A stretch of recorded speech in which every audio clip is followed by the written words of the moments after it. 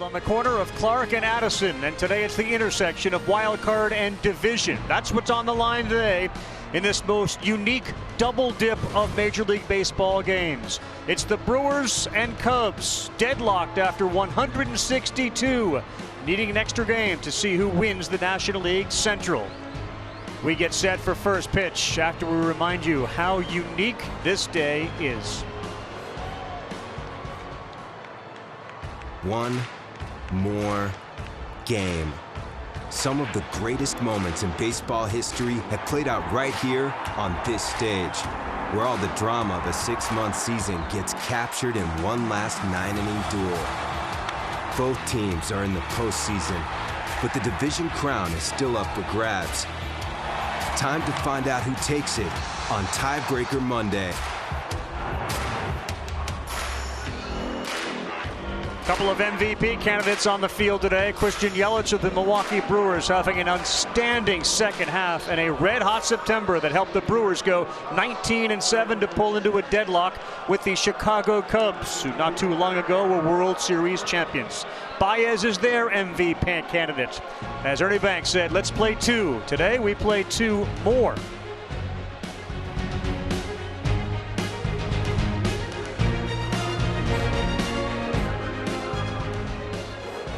In fact, we have two of them, and the first one gets underway in just a couple of minutes here. The Chicago Cubs playing host to their rival in the Central, the Milwaukee Brewers. That was a big story down the stretch.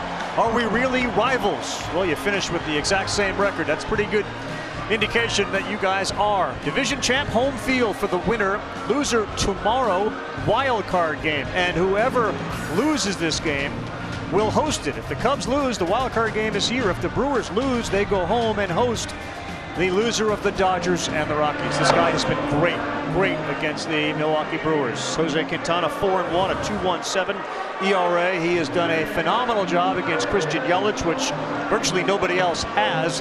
He has been prone to give up the long ball. You can see a career high 25 home runs, but they faced each other 6 times during the regular season. 6 series, and Madden made sure Quintana pitched in each and every one of them. Tim Kirkjian is here, so is Eduardo Perez. This field, these fans have seen a lot of baseball. They've never seen something exactly like this, have they? Well, no one's ever seen anything exactly like this. This is unprecedented. It is unique, and I can't wait to see what happens. It's not an elimination game, but the winner of this gets home field advantage all the way through the National League playoffs. The loser has to play a one-game wild card playoff tomorrow. Nobody wants that. Nope, that would be a bad hand. Let's take a look at this Brewers lineup, and boy, these guys have been absolutely on fire. 19-7 in September. Yelich, of course, is the MVP candidate. The other thing to note, Jonathan Scope is back in the lineup at second base. When there's a lefty on the mound, he plays. He plays, and also what's going to play today, we know the obvious, Kirkjian Yelich, but Lorenzo Cain's going to play a big part in this. He gets on base, they're going to have to go against Yelich, and I don't care what anyone says, throw away those numbers. Kirkjian Yelich right now can hit anyone in baseball, so it's going to be interesting to see how Quintana approaches him. I thought it was really interesting talking to both managers too, as Chicago has all these fans all dressed in Cub blue on their side, and Craig Counsell and Joe Madden both kind of on the fence as to how we manage this, when we make the decision to go for it, when we pull back. Madden had a great line. Yesterday I managed 3 games. Today I'm managing 2 games, meaning he's managing for this one and tomorrow, if there is a tomorrow. Lorenzo Cain has good numbers against Quintana, leads things off for the Brewers. First pitch swinging, Baez. Nifty play at short, and 1 pitch, 1 out. Pace of play early, really good. Well, Kirkjian Yelich has everybody on his own team and every other team shaking their heads. And throw away, as Eddie said, the numbers against Quintana. This is the Barry Bonds at his height type season, and certainly the second half. But this year, first or second in virtually every statistical category. So he can win the batting title today. No Brewers ever won the batting title. And he could win the Triple Crown today if everything goes right for him. Yeah, just a reminder, this is a regular season game. There are 40-man rosters, so there's a whole bunch of help on the bench if either manager wants to use it that way. And these statistics will count, as Tim just said. So Story is playing later, Arenado is playing later, Baez is playing today. All those guys can interfere with the pursuit of a Triple Crown. Keep a note. I went back, saw every at-bat that Christian Yelich had against Quintana this season. He loves to attack Quintana inside. He will show away, but where he gets the outs is on the inside part. He has to execute against Yelich. The numbers against Quintana in his career, Christian Yelich is 1 for 11. High chopper on the infield. Baez is going to barehand throw, not in time. Infield single for Yelich. When they're hot, you're hot, fellas. This one off the plate, he's got some velocity. That'll create a smile from Christian Yelich getting on base. High chopper, you can't substitute speed. Gets out of the box in a hurry. The only play is possible by Javi at short. No chance.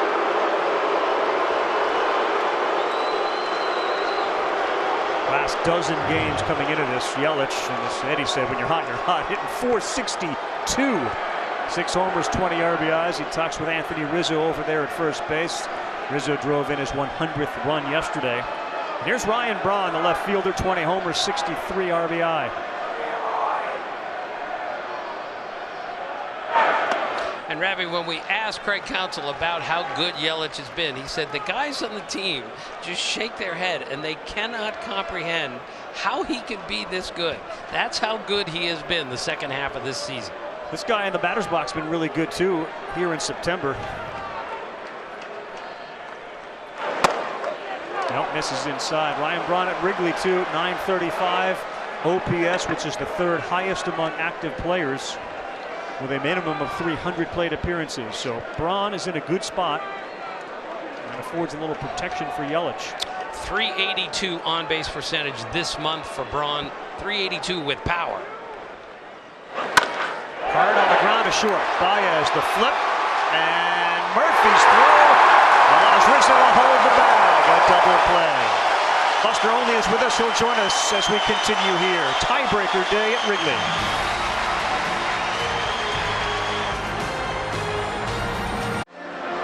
Along with Eduardo Perez, Buster Olney, Tim Kirkjian, Karl Ravech. So the Chicago Cubs, with a win, will win their 3rd consecutive National League Central title. That's something that's never happened. And of course, there's Joe Madden, who took over in 2015, and all they do with Joe Madden is win. Of course, the World Series in 16 and LCS in 15. And the lineup that he puts out there today, given Ulysses Chacin is on the mound, if they started a lefty, then perhaps you would have seen Zobrist lead off. But they go with Chacin, and Javier Baez, of course, anchors everything.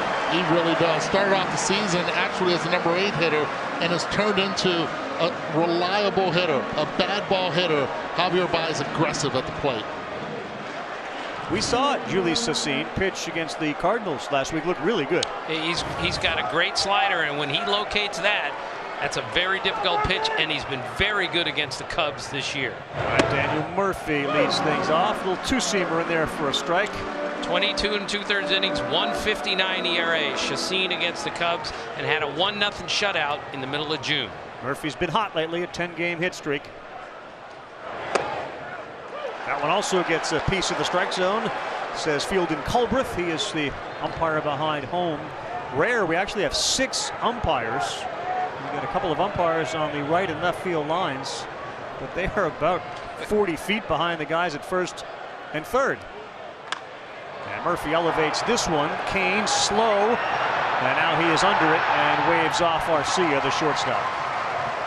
Buster Olney is down on the field. Let's welcome in our friend Buster. Yeah, guys, at 8 o'clock, the Brewers bus left the team hotel to come here to Wrigley Field. And the first thing that Craig Counsell did when he walked into Wrigley was go into the dugout and check the flags, because he really feels like his ballpark plays so differently according to which way the wind is going. When he first arrived here today, the wind was blowing in. About an hour ago, it was warmed up, and the flags were kind of dead. And now they're kind of picking up, and you saw that fly to center field right there, kind of coming in again. Yeah, and it's a game changer. It really is. When you're out there, not only as a hitter, but also playing the outfield, you have to throw grass, grab a chunk of grass, throw it up in the air to see exactly where the ball will carry. Here's Ben Zobrist. He's the right fielder today, and he fouls one off. So let's just pause for a second. The Brewers got on their bus at 8 a.m., which is like sleeping in, because you began your journey here to Chicago at what time? I got up at 3:30. I was at the airport at 4:15 for a 7:15 flight. Oh, no, don't admit that part of it. It was so bad. 4:15 for a 7:15, folks. And as I sat on the plane at 6:30, they announced we might have technical difficulties on this flight. And that's the closest I've ever come to killing myself, because I thought, I'm going to miss the biggest game of the year because I'm stuck in 27E on United. Oh, you were lucky. You got 27E? 27, middle seat. It was so bad. Stay hot. You like your middle seat better now, don't you? Yeah, much better middle seat at Wrigley than at United. 3-1, Zobrist ripped it into right. That's where Yelich is, towards the line, and he's there for the second out. And that'll bring up Javier Baez. Of course, he's been the shortstop with Addison Russell, I should say, not playing anymore with the Cubs until they resolve the domestic dispute allegations against him. So he's no longer really a factor for this team. Baez has been their everyday shortstop for a while, and whether he plays third, second, or short, he's hit better than he ever has this season. And he's their best defensive third baseman, shortstop, and second baseman. And he's got 30 homers and 20 steals. Sosa and Sandberg, the only other Cubs to do that. That's why he's right in the middle of the MVP race.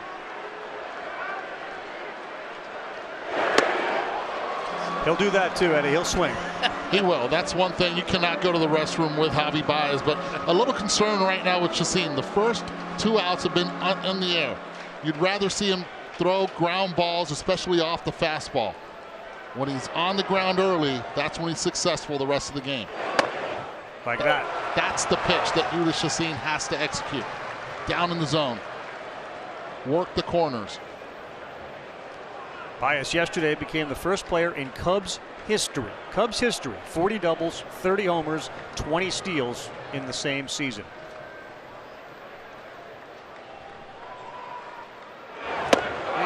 Much better, Eddie, just what you had described, and that time Chacin kept strikes 2 and 3 in the bottom of the zone for strikeout number 1.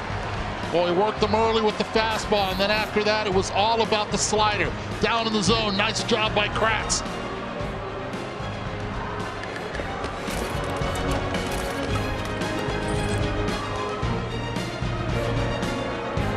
What a great day on ESPN. It's one of those days you don't anticipate. You just kind of root for. 2 game 163s here in Chicago, and a little later you can see Dodger Stadium. That game will start at 4 Eastern time right here on ESPN. So it's interesting. We speak with both of the managers, and let's bring Buster back in.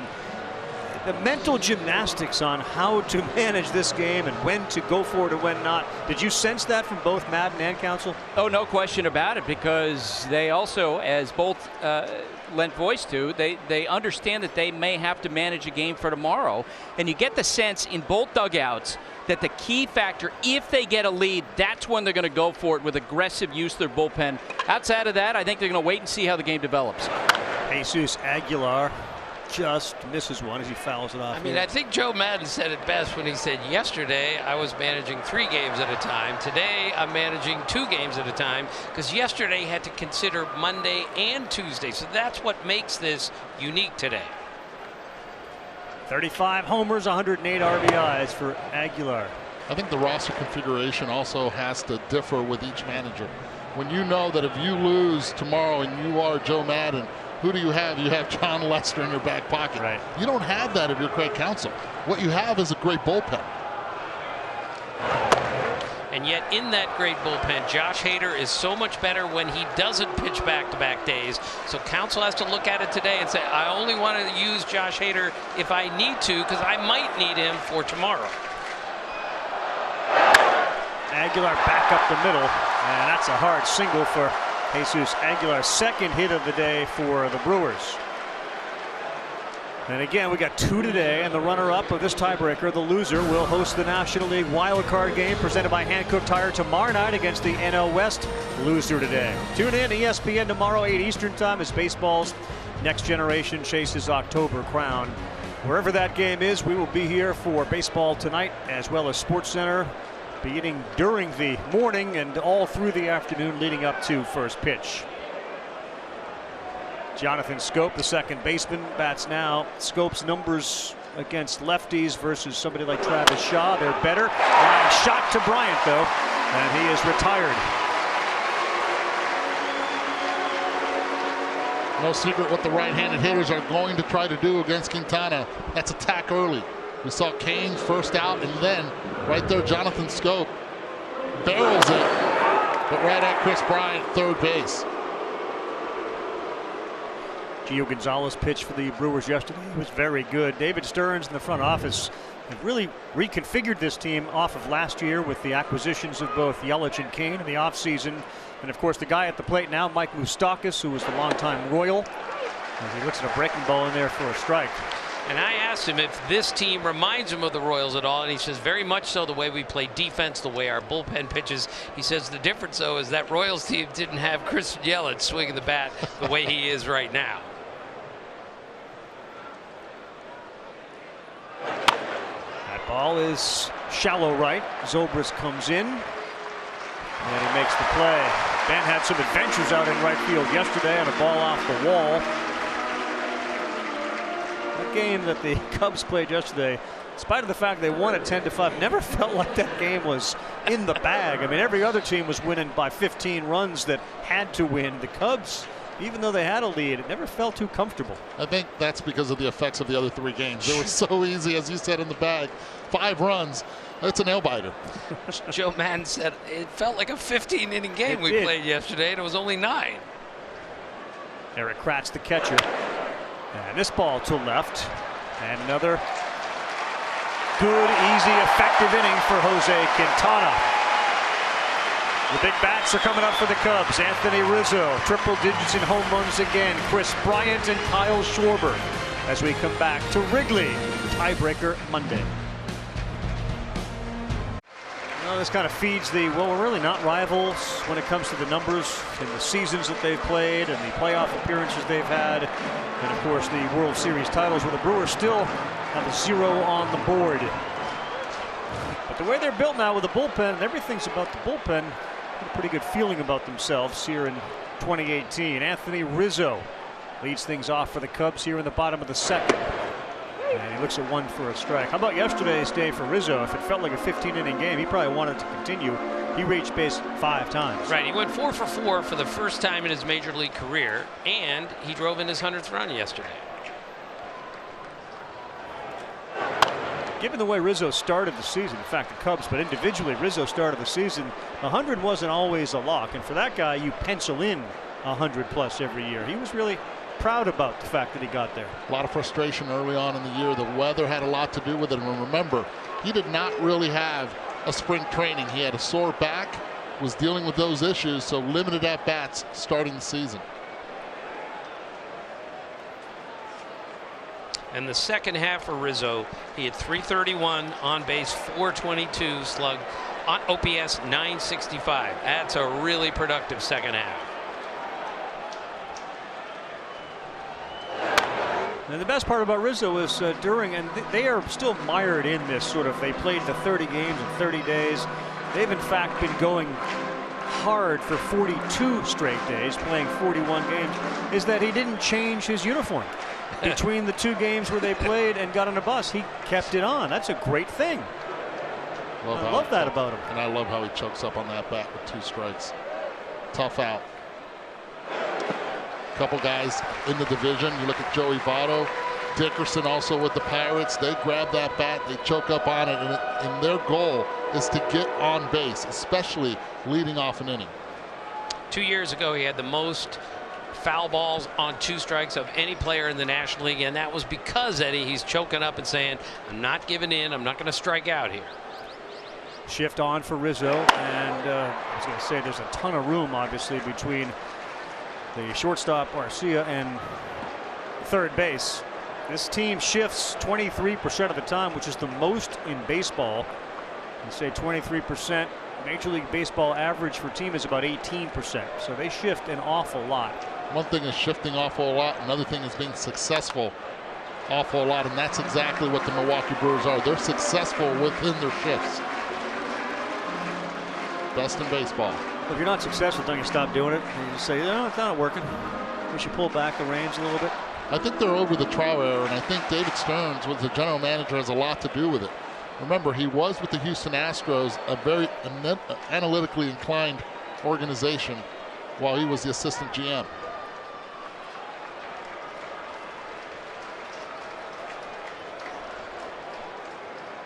Tiebreaker Monday. Again, the winner is the division champ. Loser plays in a wild card game and will host it tomorrow.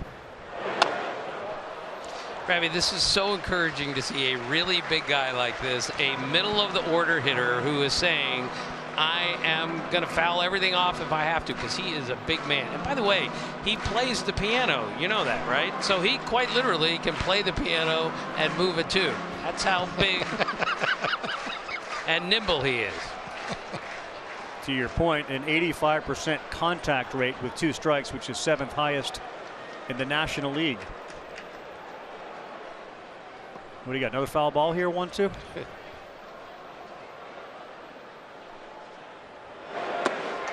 2-2. What's the story behind he can play the piano and move it too? Well, it's just a figure of speech that someone who's really big and powerful and also nimble can play the piano, yes, pause, and move it too. But he literally can. Piano on wheels? Just saying he's big enough to move a piano.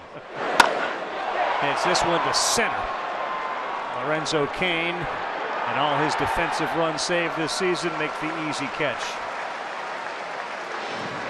You tell a great story about somebody who was brought to his attention that somebody plays an instrument, right? Isn't that the story you tell? You say, I didn't know he played that instrument. You've told us that story 100 times this season. You don't remember your story? Oh, yeah, yeah. Well, I jokingly said that about Mike Schmidt. He could play the piano and move it too. And Sut, our best friend, said, I had no idea that Schmidt could play the piano. It was a figure of speech. I was kidding. Here's Bryant. He's had some flashes the last couple of days. Homer, double. You wonder if that's the eye of the hurricane or if it's really something that you can buy into given his injuries this season he's had to deal with. And Eduardo, with a shoulder injury, how does that affect a right-handed hitter here? Joe Madden told us today he's keeping both hands on the bat to protect that shoulder. What does that mean? Well, it's more when you have a left shoulder injury, if you're a right-hand hitter, you're going to struggle a bit, especially away. And the way his swing is designed, he's always let go of that top hand. That alters and changes your bat path completely. And remember, when you let go of the top hand, you continue that extension. You don't cut off your swing. He's now consciously trying to keep that top hand on the bat, and now your swing gets cut off a little bit, creating that inconsistency. Shoulder, he left Tuesday's game, had a wrist contusion, and now he's got himself into a good hitter's count, 3-1. And he rifled a double down the left field line yesterday, Eddie, and that was so important for him to see that he can still stay through the ball and hit it where he did, and hit it really hard.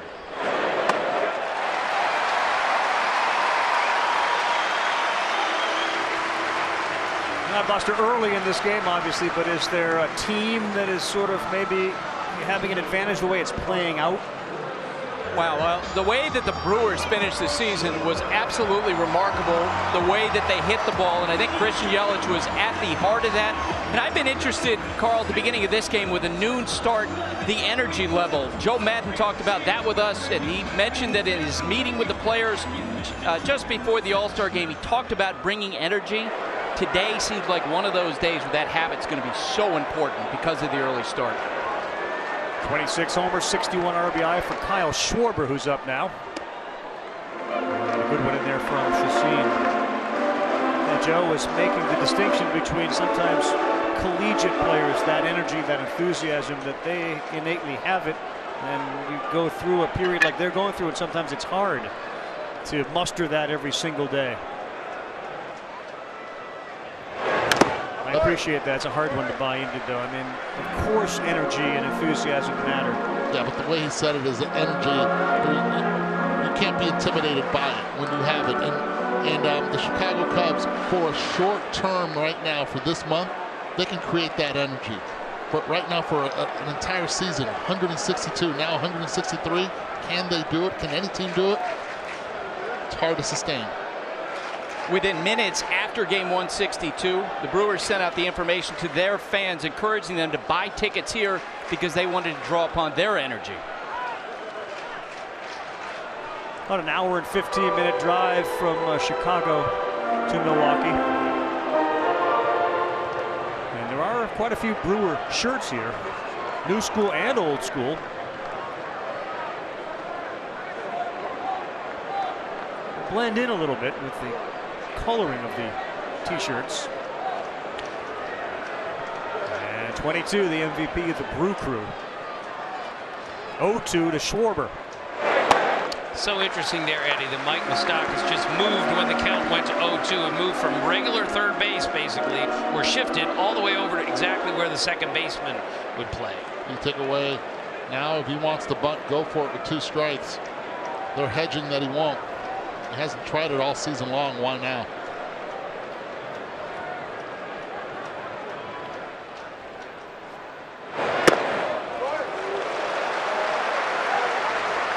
Schwarber, 26 homers this year, 25 against right-handed pitching. Duke Snider, by the way, holds a major league record, 1957, 40 homers, all against right-handed pitching.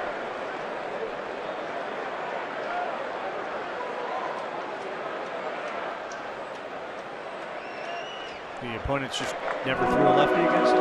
No, he just crushed right-handers.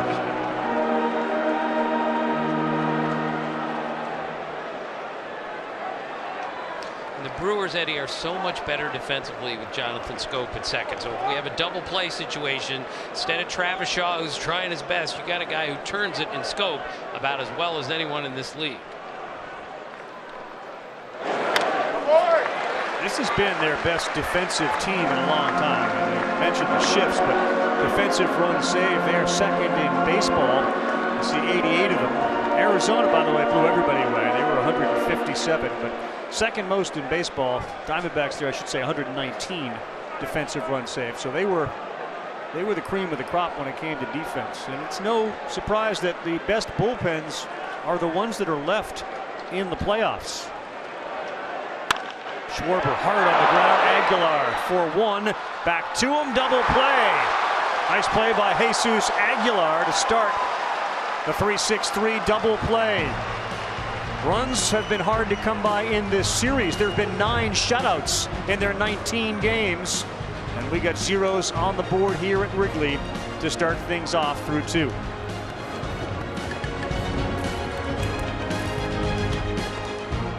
Welcome back, everyone. Hey, Bears. Mitchell Trubisky looks really good. Cub fans excited about the postseason possibilities for this edition. And, of course, this is a division tiebreaker. The winner, NL Central champ. Loser will host a wild card game tomorrow.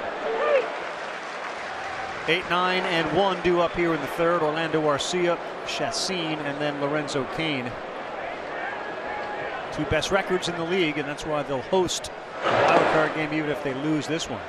And they both have the exact same record at home and on the road, which again shows you how evenly matched these teams have been. It's like Chris Davis hitting 247 again. 4 years in a row. How's that happen? No one's ever done that. I can't believe you're doing the game today after that happened yesterday. That was enough to retire, because how do you get better than that? So they're tied, and yet one flag apparently has to be a little higher than the other. Cubs are above the Brewers on the mast out there.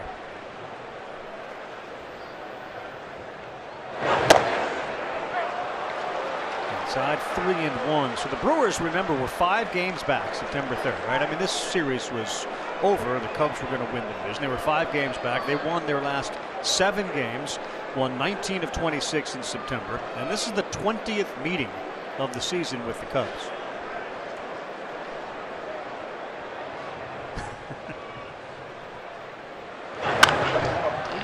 right. Anyone who doesn't think this is a rivalry, they're an hour and 15 minutes away. They've both won 95 games. This is the 20th game they've played this year. This is a really good rivalry now.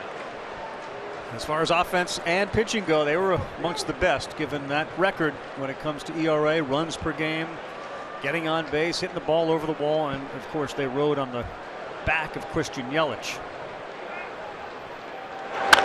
3-2, that's ripped, and another hit for the Brewers, who've had one hit in each of the first 3 innings.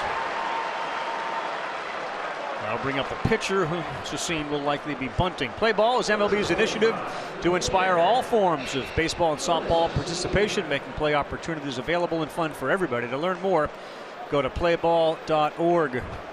Eddie, that's why that 8-hitter is so important in the National League, because if he gets on like that, now all the pitcher has to do is put a bunt down. You got a guy in runner in scoring position with 1 out. This is where you have to keep an eye on Anthony Rizzo also, because he has a tendency of being aggressive on the bunts. He'll leave first base vacated before the pitch is thrown. High and tight. And Chacin went down to his knees, got the bat on it. And it literally could have been one of those, if it were fair, he never would have left the batter's box. Yeah, this ball's coming at you up and in. That's scary right there. Seen a lot of injuries bunting the baseball. Give him a lot of credit for not even moving that bat head. No, it's a ball. You're supposed to get it out of the way, but if you don't want to dip that bat head. Bad things can happen there.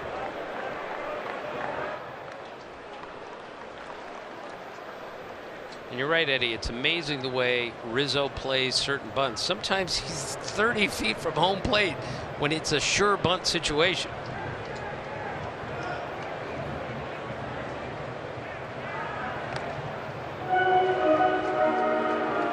Again, you're told right here to bunt the ball towards the first base for the first baseman, but Anthony's so aggressive there. Garcia with good speed at first base.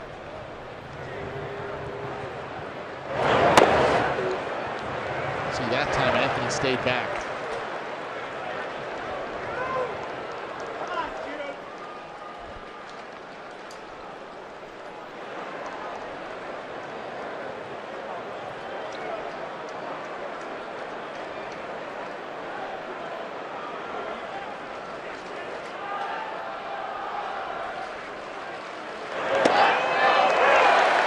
For a strike, and now 2 strikes on Chacin. Contreras behind the plate, also very aggressive. He's quick back there. Remember when John Lester pitches, he's actually in charge of all those baseballs that are bunted out in front of the plate, even in front of the pitcher's mound, hustling to go get it. Got a great arm. Base runners have had success running against him. Looks like Chacin may attempt it with 2 strikes to get it down. He does. And Rizzo fields it. That was going to be close. You think that was going to stay fair? Yes, you have to make that play there. Tim was about to give a different answer. I think there, as hard as that ball was bunted, if he had taken 3 steps back, it might have gone foul. Then it's a strikeout, and the runner stays at first. But you can't take a chance. I get it. Can't take a chance. Right now, you take the out. It's early in the game. You take the out. Can't assume that Murphy's going to be there. You see him there. Right there, if you're caught in between, you do exactly what Anthony Rizzo did. So Chacin does his job, and now we're back to Lorenzo Cain, who's a .390 hitter, career against Quintana. Chance to put the Brewers up 1-0. And Ravi, I remember this winter when Cain signed for 5 years, $80 million. I talked to 2 GMs that day, and they said, Brewers need a pitcher. Why would they go give him that much money? Well, this is why. He's got an on-base percentage over 400 and has played a Gold Glove center field.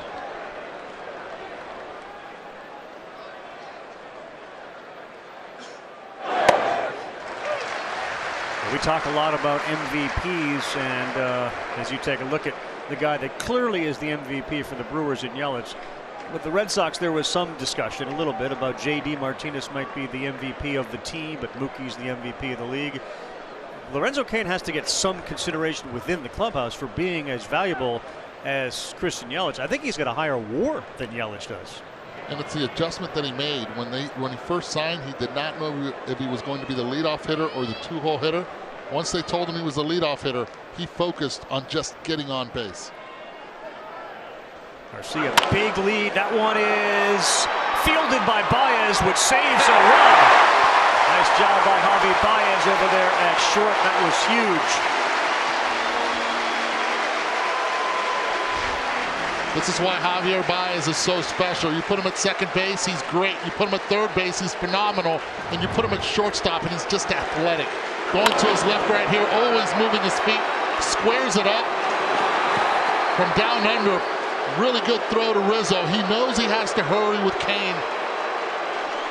Off the plate, Anthony Rizzo catches the baseball and focuses on Arcia. Huge play. Good break for the Cubs, too. That ball was bounding right towards second base. If it bounced off it, that would have been interesting. And now here's Yelich.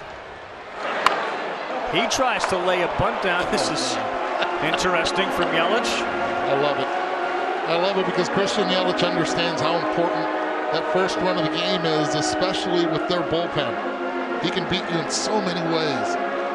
He's shown off with his power this season. And with his legs, we saw that infield hit. Unbelievable numbers. 2 outs, runners in scoring position, a .453 average.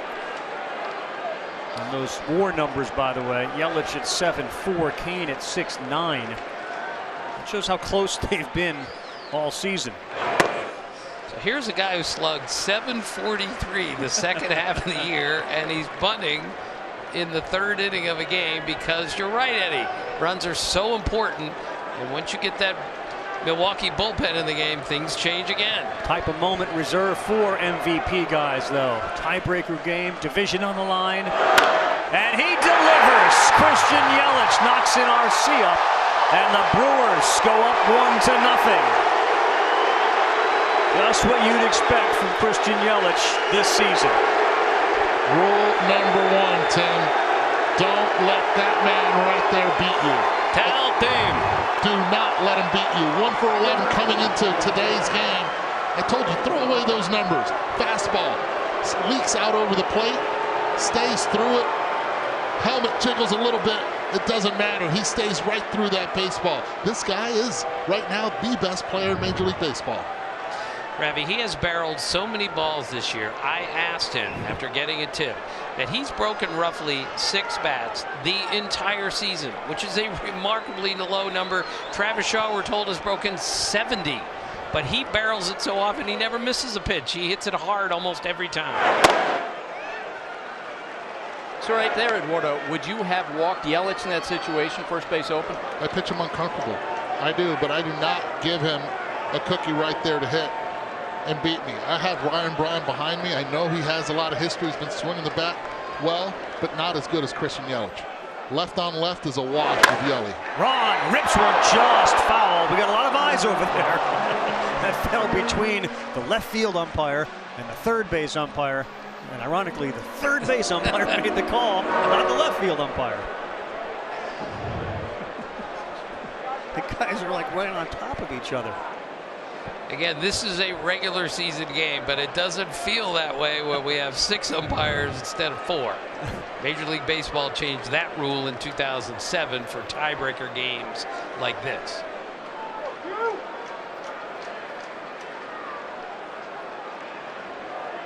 Braun 8 for his last 23 now, hitting about 365 homers, 10 RBI. There's another one that he hooks into the seats.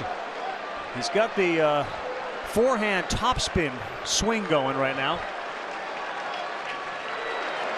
But what a September for Ryan Braun. Now you can go 2 routes. You can elevate, or you can throw that curveball in the dirt to see if he chases, because he's been pulling everything. Right now, everything down in the zone. I love this.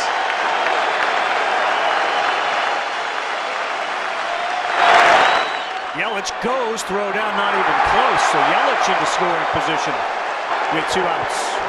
Craig Counsell thinking just alike, thinking about a curveball in the dirt.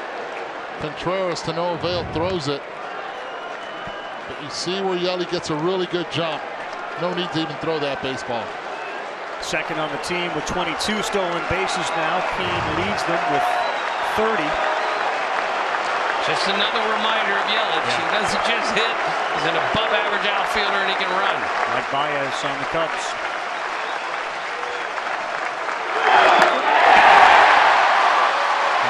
Contreras will throw it down to Rizzo for the out. But Kirkjian Yelich in that MVP-type moment delivered another RBI, and he gives the Brewers, who are so good when they get the lead with their bullpen, now have a 1-0 lead. Brewer fan loves it. Bottom 3 from Wrigley coming up. Cloudy overcast on the left side. That's Wrigley Field. Temperatures crawling into the 60s. Beautiful day in Los Angeles. John Shambi, David Ross, Rick Sutcliffe will have the call at 4 Eastern time. What a pitching matchup that is. Juan Marquez, who's been lights out, goes for the Rockies, and Walker Buehler will pitch for the Dodgers. Same deal there. Winner, division champ, loser, wild card, and has to travel. Never had multiple tiebreaker games in baseball history. And now Jason Hayward up for the Cubs. Last time Marquez pitched, he struck out the first 8 guys of the game and had 9 strikeouts in 3 innings, and he doesn't even have the best stuff of the 2 in that game because Walker Buehler is just ridiculous right now.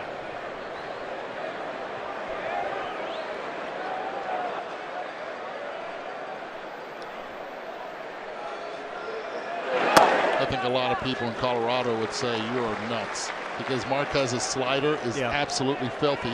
He was a predominantly fastball, curveball guy, but that slider breaks late, very difficult to recognize. Right, and let's not reserve it to just the people in Colorado. I mean, there's a lot of people who think Timmer's nuts. Not just Colorado. I was just trying to make a point how good Walker Buehler has been this year. Another spot here where last inning we saw the hitter ahead of the pitcher get on. That allowed the pitcher to bunt, and they scored a run. In this case, Hayward is going to be retired with the pitcher Quintana coming up. Hey, pitch hit and run, Major League Baseball's free skills competition, boys and girls ages 7 to 14. Sign up now to host a free competition in your local community at pitchhitrun.com.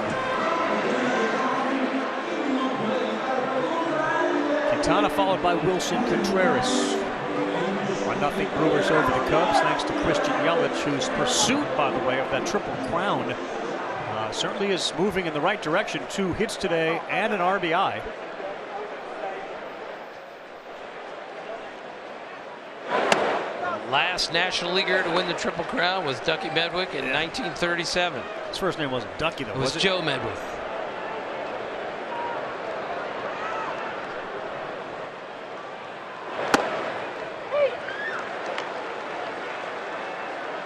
Joe Madden hitting the pitcher 8th tonight, Eddie. What does that mean? Well, I think it was a good strategy. Let's say Hayward would have gotten on right there. You had the pitcher bunting with Contreras, which hasn't hit 9th all season, hitting in that situation. Then you have Murphy protecting him. So if you want to walk Contreras, you have to go through Daniel Murphy. Give him some protection. He's thinking outside the box a little bit. But Joe Madden has always done that. Yeah. I think it's interesting that he had to wait until Contreras got to the ballpark to explain to Contreras why he was in the 9-hole. Why is that interesting? Well, did you tell him that? Well, you have for 162 games he hasn't done it. All of a sudden, 163 after hitting a home run, swinging the bat better. Wilson Contreras now in the 9-hole. I think you have to explain to your catcher, this is a guy that plays with a lot of ego at the plate, on the field. He plays with enthusiasm. You do not want to take that away from Wilson Contreras. You're right, Eddie. He has swung the bat a whole lot better in the last week. Joe Madden told us he looks like the guy from the second half of last year who was a wildly productive offensive player. Home run yesterday was his first since August. I hope we can continue to build on that for this postseason run. It just goes to show you the depth of the Cubs lineup. And this guy's hitting 9. Scope Arcia Moustakas between 2nd and 3rd for Contreras. Slider again effective. Really good control with that slider. He never tries to overthrow it. His objective is to locate it and do soft contact. You get the swing and miss, good. I asked Buster last inning, have a lead, have Chacin get through the order at least once, maybe start again. And advantage Brewers. Moustakas throws him up. crowd boos. We will hear from the manager of the Cubs, Joe Madden, when we come back to Wrigley. Welcome back to Wrigley Field. Joe Madden dealing with a little sinus infection, but he did take some time just a minute ago to talk with Buster. So, Joe, Kirkjian Yelich has been red hot. You all know all the numbers. Your thought process there in pitching to him with a runner at third? Well, I mean, he hit a ground ball up the middle. He has a bouncer off the plate the first time. And you saw Braun rip 2 balls down the left field line. Braun is no picnic either. You got to pick your poison. He hit a ground ball up the middle. What have you seen in your at-bat so far today? Shashi's been pitching us pretty well. We haven't hit the ball sharply. That probably was the best one right there by Contreras. We just got to keep working all the way through it, but for right now, we're fine. Joe, thanks. Back to you.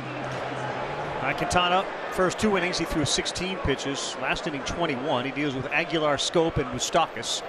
And he's quickly ahead of Jesus Aguilar, the home run derby participant. 0-2, 35 bombs, 108 RBI. Right, I was struck by what Aguilar said in the celebration yesterday when they won. He said, the Cubs know they have a problem today. That's a confident man coming into Wrigley Field. Well, you have to do is back it up, and it's 1 for 1 in the game. Right now, he has to be concerned about this fastball up and in he might get from Quintana. Going down and away. And I think Aguilar was thinking along with me. You get breaking ball. You have to respect that fastball, and you start thinking about it. All of a sudden, Quintana just painting down and away. You see right here in the K zone 3D. Perfectly done. Craig Counsell told us before the game, this is where Quintana's at his best, up and in. And like Eddie said, Aguilar was probably thinking that. And when he's thinking up and in, he's not going to be able to hit down and away. Your dad taught us that. Del thing.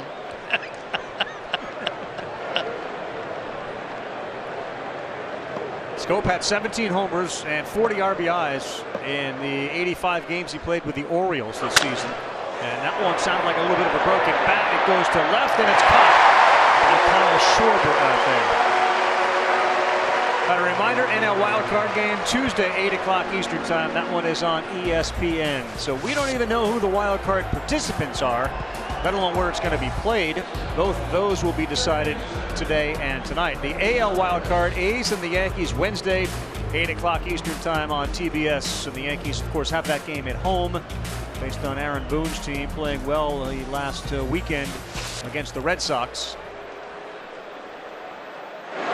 That's going to be a phenomenal game, tight game. I mean, how do you pick an advantage there, even though it's at the stadium and you have the Oakland A's traveling across the country? And you checked in with Booney on who's starting tomorrow, right? Yes. Wednesday, right. Yeah, he was great. And he said, I know who's starting. My lips are sealed. And I, of course, said, well, in a text, what happened to you? What's wrong? And then later he said, have a great tiebreaker game. So the lips work. They're just sealed on that one.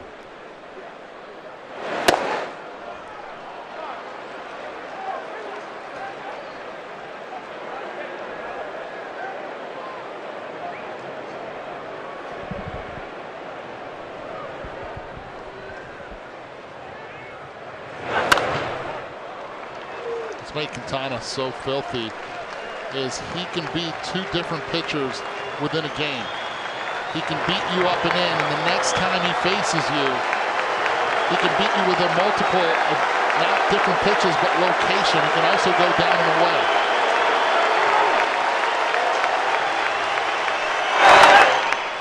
Last 8 starts, 3.05 ERA, and for a 1-month period between the middle of August and the middle of September, he was under 2. This is the guy they acquired from the White Sox to pitch a game like this. By the way, lips sealed guy just texted and said, I can hear you guys. I'm sitting right here. I'm in the room.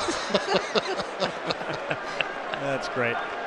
Congratulations to Booney, but all the managers who managed to go through 162 or 163 and qualify for the playoffs.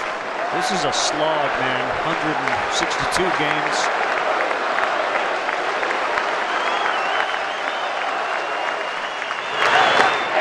Nasty pitch, Quintana, another good inning. And now you you kind of believe the wheels start to turn for Craig Counsell. You got to deal with Javier Baez again. When do you start to press that bullpen button? I'm listening.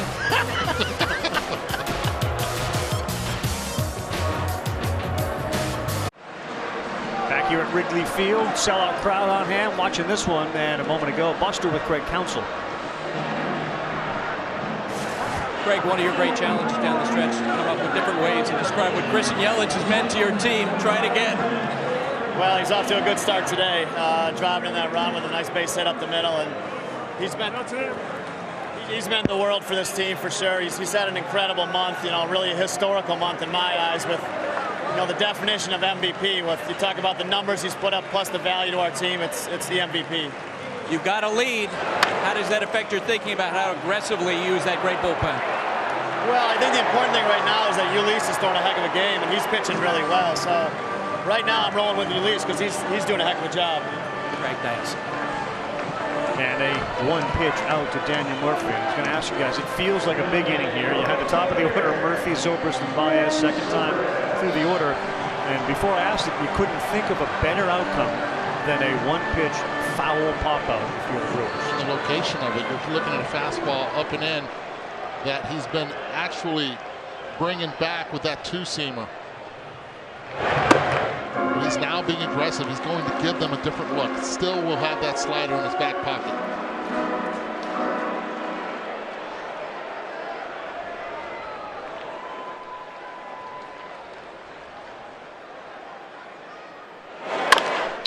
Back to Craig Counsell for a minute. He has really done a great job managing this team because he's very laid back, but he played a long time in the big league, so he has a lot of a resume there. He mows his own lawn, making him the everyday guy that they love on this team. And he played so hard in his time, and he made the best out of his ability. That ball is to right. Go ahead, finish it. Well, Mark Grace once described him, since he went to Notre Dame, he described him as Rudy with talent. That's how he described Craig Counsell, and he has done a marvelous job. They really engaged with him on this call. Of course, he was involved in the '97 World Series when he stepped on home and won. He was involved in the '01 World Series with Arizona. He got hit by the pitch, which ultimately brought Luis Gonzalez up. So I asked him this morning, so when you got hit by the pitch, did you look back to Gonzalez and say, I did my job? And he said, I told Brenly when the game was tied, I need to stay in this game for defense. You need me in this game. Then when I got hit by the pitch, I told him I did my job. Guys, this is dangerous right now. You have to be careful with Javier Baez. 2 outs. He's not looking to just get on base. He's looking to tie the game. Javier Baez not ever known for cutting down that swing. 34 home runs this season. Yeah, his swing rate is the second greatest in the big leagues. His chase rate is the second greatest, meaning he's not your classic hitter today who's waiting, drawing a deep count. He's going after you right away. And again, Rizzo protection behind him, dangerous guy, but if you can get Baez to chase, he'll do that. And now ahead 3-0. It's a walk right here? No, you give him the green light. You do not take the aggressiveness away from Javier Baez. I meant it from a pitching perspective. You're going to throw him one down the middle here? I'm throwing him the slider. Yeah. Ooh. He had a home run thought for sure, but he popped it sky high. And Braun is there. Chacin does it again. Ulysse Chacin pitching a fantastic game when the Brewers need it most. All right, first of 2 tiebreakers here on ESPN, and you can see the anxiety. In spite of the fact they'll live to play again tomorrow, both of these teams desperately want to win this thing. It's a game of inches, and right now it's a game of just 1 run. Both pitchers, Quintana and Chacin, have been outstanding. As we start the 5th inning, 1-0. Kratz, Arcia, Chacin, 7, 8, 9 due up for the Brewers. Eduardo, Kratz is one of the best framer of pitches that we have in the game. How important is that in a game like this today? Really important, especially when you have Judy Chacin, which really controls the strike zone well and the corners well. You need him to steal a couple strikes. He's your guy. And he came up big with a couple base hits against the Detroit Tigers the last series of the season. When you think about the strikeout numbers that Hader, Knebel, Jeffers put up, as great as their stuff is, Kratz has got to be responsible for some of those. Fourth strikeout for Quintana as he chased high cheddar. Started him off with curveballs, down, and all of a sudden elevates with the fastball. And this is a secret to Quintana's success. That was Alto Queso. But this season, you called it something very different. I called it Cuervo. Alto Cuervo is no bueno. I took French in high school instead of Spanish. It was the worst mistake of my professional career. Last time I checked, Cuervo wasn't a French word. I mean, the whole thing makes no sense. I made a mistake. All right, can we move on, please? And another hit for the Brewers. Arcia takes a hard turn around first, but he's there. And actually, so far this afternoon, Orlando Arcia has had the best swings in the game. He had a base hit going the other way after working the count, laying off the curveball. This time, Quintana trying to get ahead in the count with a curveball. Beats him to the spot. See, Arcia keeps that head back and the bat head through the zone, and now is on first base. Another opportunity for Ulysses Chassin to move him over to second. 5 hits for the Cubs. Arcia and Yelich, 2 each. Chassin, good bunt here. Quintana waits for Murphy to occupy first, and he throws to first for the out. So a second sacrifice for Ulysses Chassin.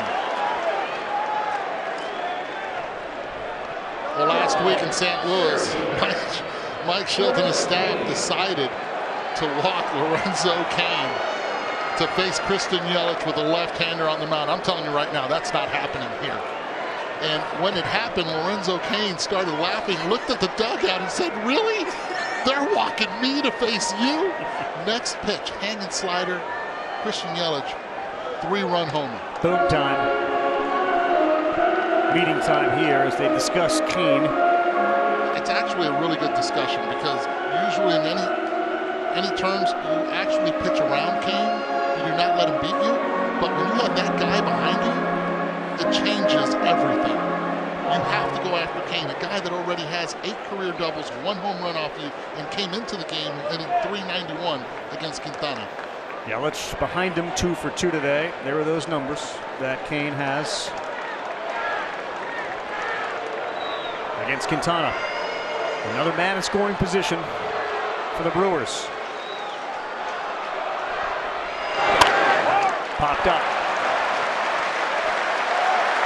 Hayward says it's mine. It'll stay 1-0 through 4 and a half. Rizzo, Bryant, Schwarber when we come back to Wrigley.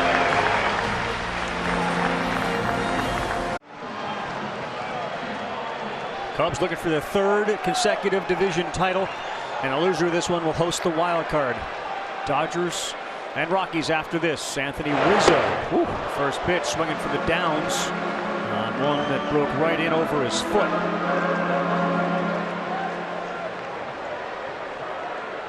Shift on. Everything has worked so far for the Brewers. Cubs do not have a hit. They've had 1 base runner, Bryant, with a walk.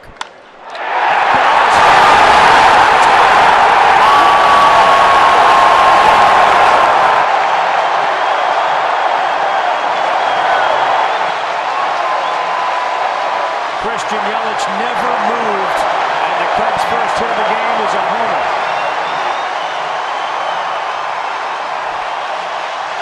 Anthony Rizzo's 25th and 101st RBI. Sounds like the alarm clock just went off as you hear the fans. Look where this pitch is. 4-seamer, up and in. You think he knew it? Leg goes up. Hands work, Yahtzee. Anthony Rizzo, last night, 4 for 4, on base 5 times. This is his time of year. Bryant, this one is playable. Lorenzo Cain there The reaction of both Arcia, who was in shallow right, and Yelich was priceless. Their feet never moved as Rizzo's airplane flew over them. He's got to feel great. Yesterday, that 100th RBI. Today, the game-tying home run here in the 5th. To repeat, he's had a great second half. That back is healthy.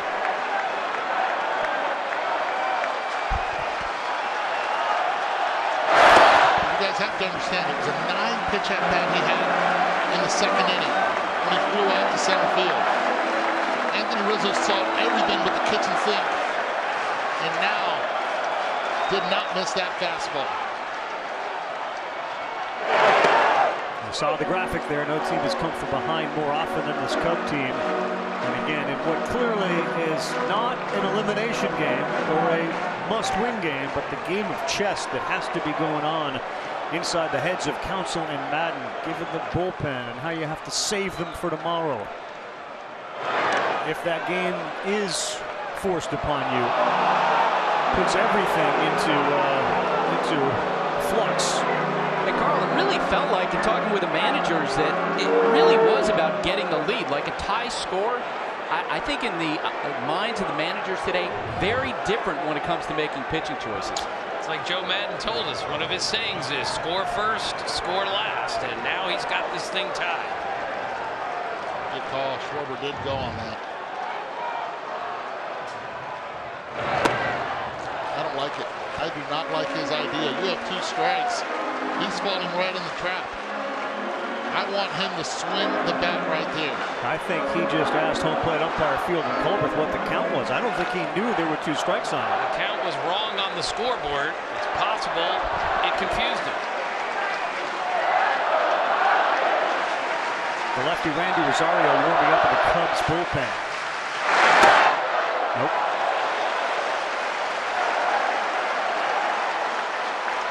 And now with 2 strikes and in a 3-2 count, Moustakas moved even closer to second base. Rizzo's trying to get this side down, and Feeney listens. They listen to the roll-up for Schwarber on a 3-2 count.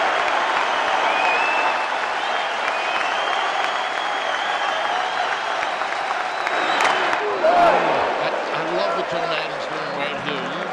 And reason being, you have your bullpen up. You have to know exactly the pulse of the game. And Joe Madden feels like this right now is a time that he can go attack and steal another run and not have to deal with Craig Counsell's bullpen. He can get a couple runners on, guess what? He'll then have the pitcher up, and he might just have to pull the trigger and pinch hit for Quintana. Good pitch, Schwarber. He is struck out. 3rd strikeout for Chassin. Look, there's a chance, by the way, as you take a look at this 3rd strike, that these 2 teams meet again in the division series. You know, the loser of the wild card wins the wild card. They face the winner of this game. I guess the question, given the way bullpens are used, we're in the 5th inning. Is it too early to say that, well, he should have gone to the bullpen? If this was an elimination game, would he have done it differently? I want to win the division if I'm him right now. But right now, he understands how good the Milwaukee Brewer bullpen is. You have to attack if you're Joe Madden. But did Counsell wait too long, given the fact that there's a home run? If it's an elimination game, does he go to his bullpen earlier? No. Right now, the way Chassin has been pitching, home run fine. He's still in control. It was just 1 bad pitch. One bad pitch, though, that clearly changes the way the game's going to be managed moving forward, assuming it stays tied for a while. And again, you look at the lineup, 2nd time around the lineup for Julius Chassin, hitters are hitting just 205 against him. 3rd time around the lineup, it changes. It's 288. That's when you have to keep your eye on it. Lefty Xavier Cedeno warming in the Brews pen. But Eddie, your point's well made. Craig Counsell told us before the game, he probably won't pitch Josh Hader if they're behind in this game, even if it's 2-1. That's why it's so critical for the Cubs to get a lead here, so they might not have to see Hader, because they may need Hader for tomorrow if there is a tomorrow. 3-1, Quintana on deck. Again, this is the call that Joe Maddon's going to make. I think if Schwarber would have gotten on and Hayward also gets on, 2 runners on, you hit for Quintana, no doubt. But in this situation, runner on first, you probably do not.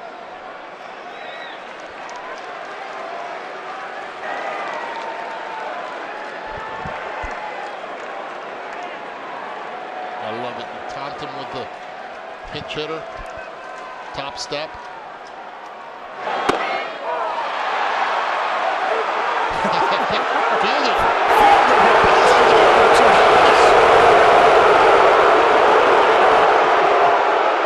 Practicing his punch out. This is his 3rd strike call. And it was a 3-1 pitch.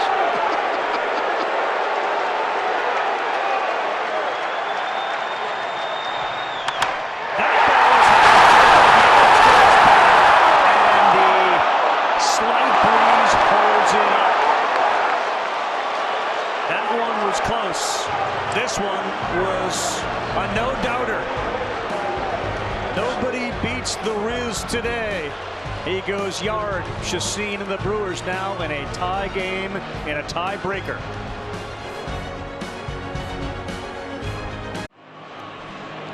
Couldn't have asked for a better scenario. A 1-1 game and a tiebreaker game. The winner gets the division. Loser will host the wild card game tomorrow. And the Cubs have 1 hit. It's an Anthony Rizzo home run that tied this one up. As we begin with the likely MVP candidate in the National League, Kirkjian and Eduardo, 2 for 2 today with an RBI. Travis Shaw told me the other day that bat to ball, Yelich is the best he's ever played with. This is Travis Shaw, is a pretty good hitter himself and used to play for the Red Sox. He's been around some good ones, and this guy has shown him something he's really never seen before. I don't think he's going to see a strike. I think this is a mistake now because he's leading off the inning. We saw him when he leads off innings, gets on base. He can beat you in so many ways also with his legs. He already stole a base this afternoon.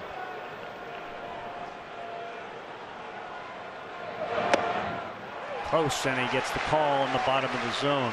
He's got the RBI in the 3rd, and this team is 46-14 when Kirkjian and Eduardo drives in at least a run.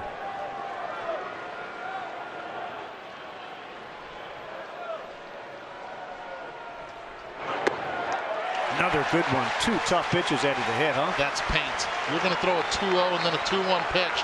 It's exactly where you want it. Oh.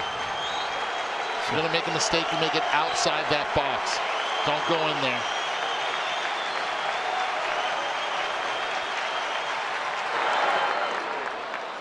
His takes are tremendous, aren't they? Now that's what you look for if you're a hitting coach. See that soft landing, that front hip to see if it fires. It doesn't even fire with him. Seeing the ball really well. Jesse Chavez now warming in the Cubs bullpen. Big spot for Yelich to try to get on here.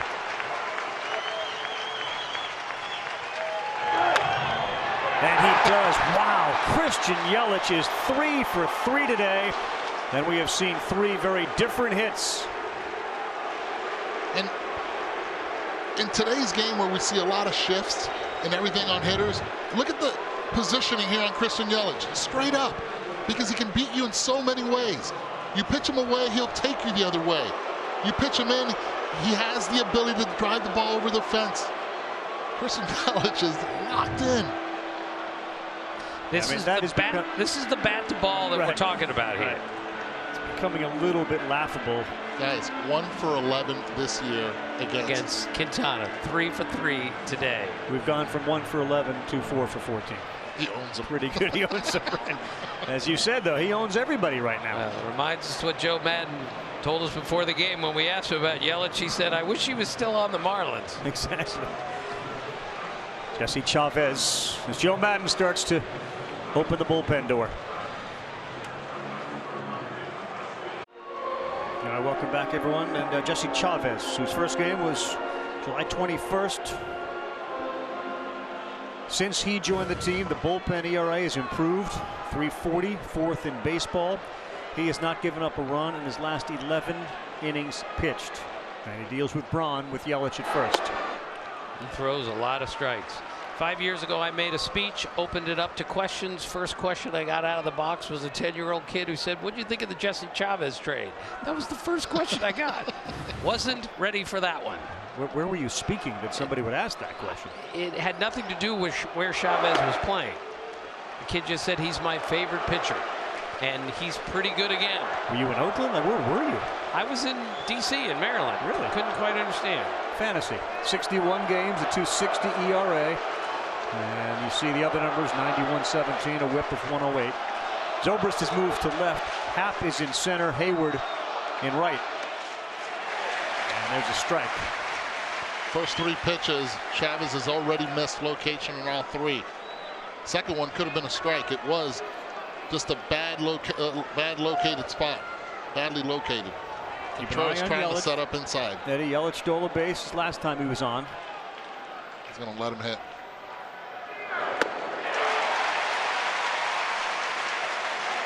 They have swung at ball 3.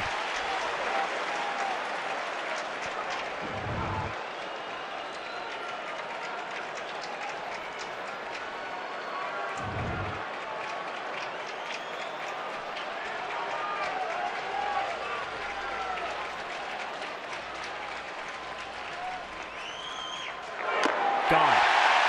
Nice job by Chavez. The ball fouled into the mitt, and Contreras holds on to it.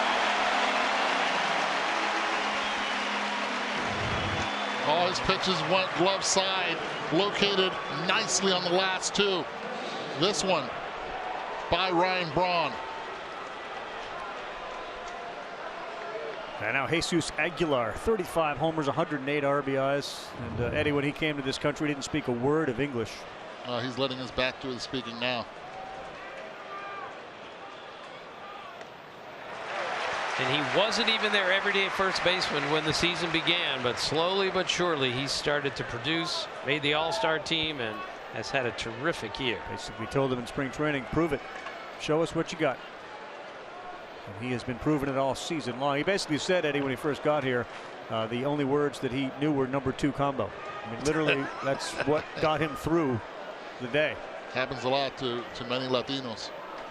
Part of the obstacles and the hardest part of getting to the major leagues is understanding and learning the language. Oh, Chavez looking good here at 94. No reason to take anything off. Staying away, making the hitter earn hitting the ball the opposite way, the wind's blowing. Chavez and Justin Wilson, 2 of their better relievers, did not pitch yesterday. Steve Cishek threw only 10.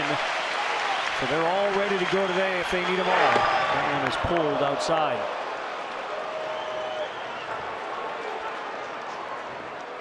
But it feels like once the first bullpen door opens, game's on now. You know, now we're going to start to see some things happening with the managers.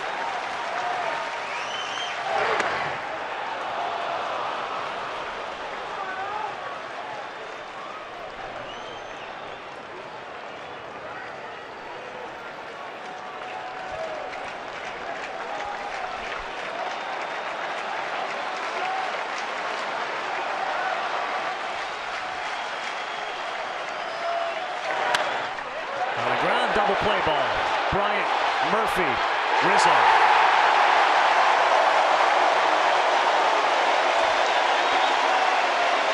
Just what the doctor ordered. Yelich stranded at first. Back here in Chicago. Terrific ball game.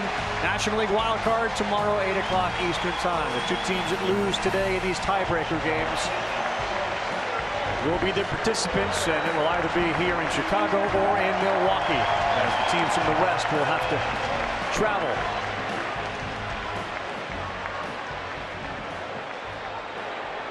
Yuli has been outstanding today, giving up the home run to Rizzo, and that's it. He's been fantastic as he begins this inning, and with Happ in as a defensive replacement, the double switch, he will lead off for the Chicago Cubs. Of course, we were there on opening day in Miami when he hit the first pitch of the Major League season for a home run. Dwight Evans, the only other player in history to hit the first pitch of the season for a homer.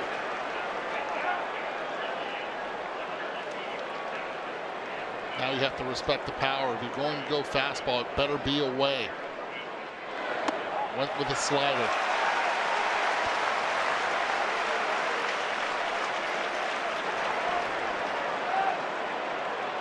Xavier Cedeno continues to warm in the Brewer bullpen.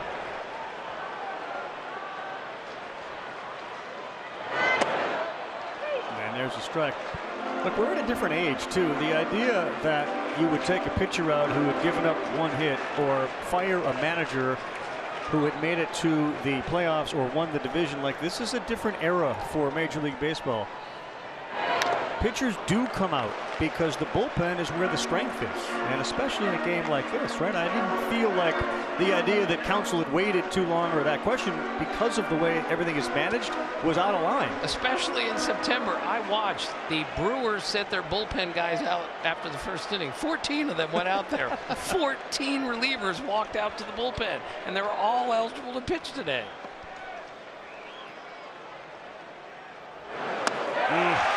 And again, I think it's all because if you lose, you're still not done.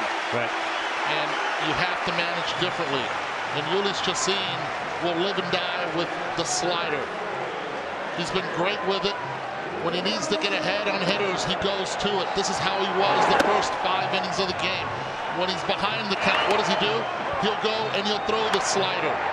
And then, if you need to put away a hitter, he'll do it also. Change a little bit of the arm angle, go a little bit more north to south, and get the strikeout looking. That brings up the 9-hole hitter, Wilson Contreras.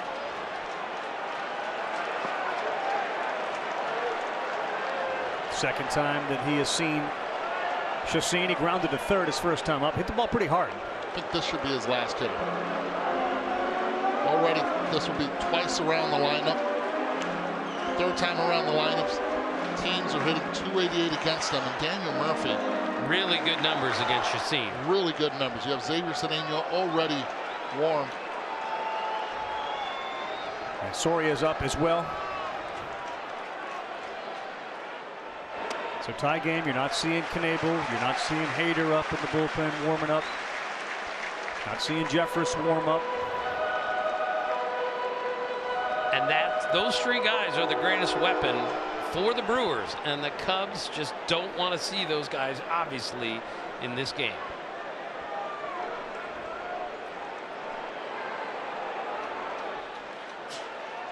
Chacín hoping for a ground ball double play. He looks back, Ian Happ.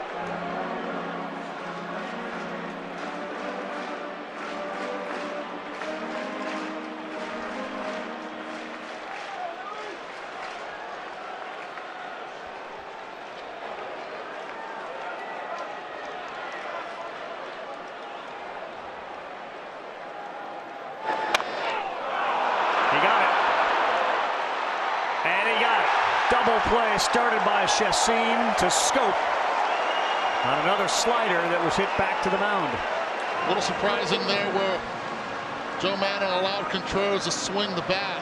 Had shown bunt in the first pitch. This time says go for it. And the slider, the one we just did the breakdown on, when he's behind the count, he's gone to it, and it's been his best friend. You're going to go down. You go down with your stuff, and his stuff is the number 3. What a turn. And a really nice job by Chacín. I buy Jhoulys. I buy Jhoulys, and now we're selling high on a bullpen in a 1-1 game. Great effort from Jhoulys Chacín. 5 2/3. He gave up just the one hit. It was the Anthony Rizzo homer. He struck out 3, Eddie. He's been great, and that slider was his best friend. When he needed the strikeout, he was able to get it. And then he also helping himself out. 2 sack bunts, one of them leading to the only run of the game. Just fundamental baseball. This is what keeps you around the big leagues and makes you shine in game 163. Lefty number 33, Xavier Cedeno. First pitch, Daniel Murphy, a little bit high. Cedeno 2-0, 243, 47 appearances on the season. And just another really nice acquisition they made at the trade deadline to fortify that bullpen, which is so crucial down the stretch and in October. Came over from the White Sox. And Murphy, as you speak about guys that were picked up, the team's been different with Daniel Murphy, the Cubs at second base. He's changed a lot of things for them, most of them positively. Well, it gave him an identity at the top spot, the leadoff spot, where the Cubs had tried everyone, even Anthony Rizzo. Puts him there, gives you professional at-bats, long at-bats. He's been big for this lineup. And they're 24-14 since he showed up. Exactly. Pretty good. Again, because there is a tomorrow for either team, the Milwaukee Brewers playing conservative in this game. In what way? The way they're using their way they use their bullpen. They're so aggressive during the season using their bullpen, but they know that tomorrow plays just as big as today. Murphy over the head of Jonathan Scope. And the Chicago Cubs with 2 outs get a base runner on for Ben Zobrist.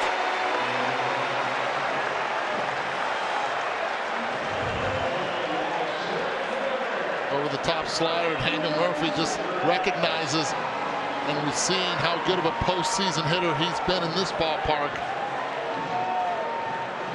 This isn't postseason yet, but it sure feels like it. Get up.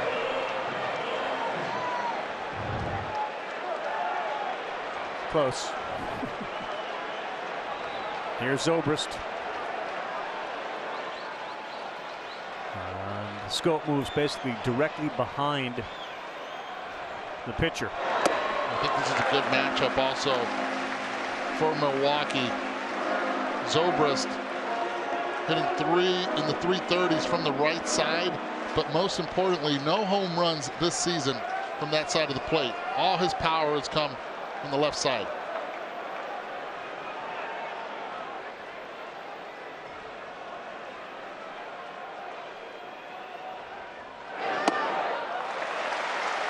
Of course, the schedule this last weekend had the Brewers playing the Tigers, managed by Ron Gardenhire. So Joe Madden jokingly suggesting if the Tigers could take care of business against the Brewers, he would have allowed Gardenhire to use his RV.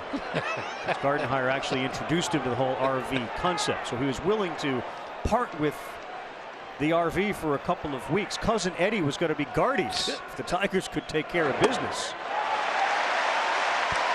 I would have given him the RV if they had taken care of business. Gardenhire convinced Joe to go from the 30-footer to like the 45-footer. Right here, he has it's a don't swing sign right here. You got Javier Baez on deck.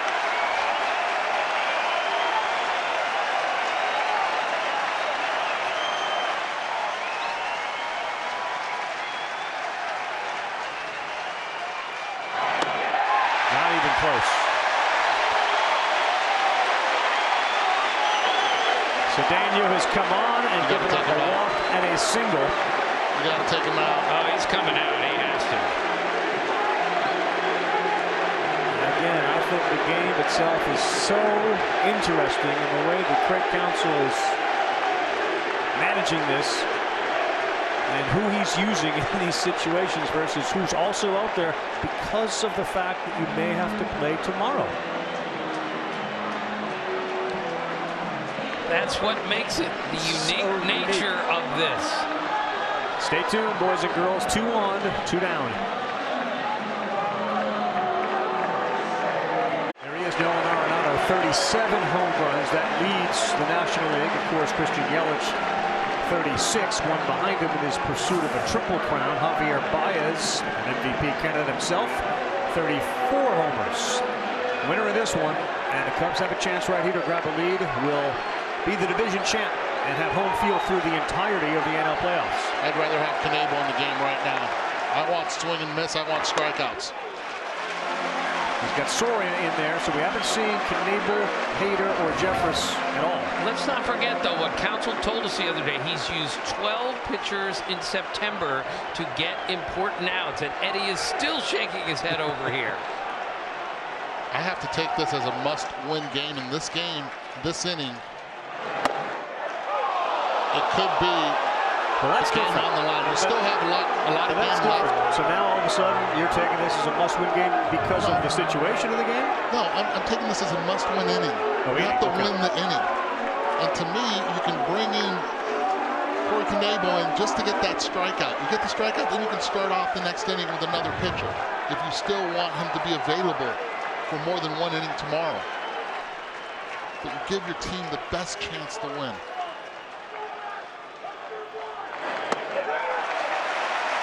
And again, nothing against Joaquin Soria, but he is not Corey Knebel when it comes to swing and misses.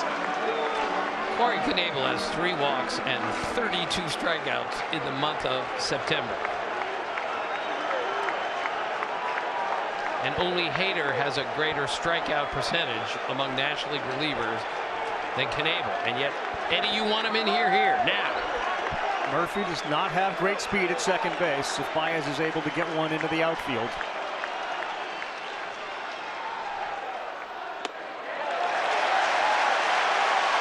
Anthony Rizzo is on deck, and Anthony Rizzo is red hot right now. Eddie, what did Soria do here? 3-1. Really dangerous man at the plate. He throws a slider. He's throwing a slider, a pitch that Javier Baez has hit very well this year. But in the hitter's count, he is hunting the dead red fastball, the heat. Swung 3-0 last time up and popped out. 3-1 now. Ooh. That's a well-executed pitch by Joaquin Soria, and Javier Baez again, man. El Mago, as they call him in Spanish, the magician. This pitch is a pitcher's pitch. Not one highly recommended for a hitter to hit and swing a 3-1 count. So do you come back with the same pitch here on 3-2? He went away 3-1. He can go either way. He can go hard in, or he can go slider in the dirt to see if he chases. A great test of Javier Baez development as a hitter. He's got Rizzo on deck if he can take a walk and load the bases.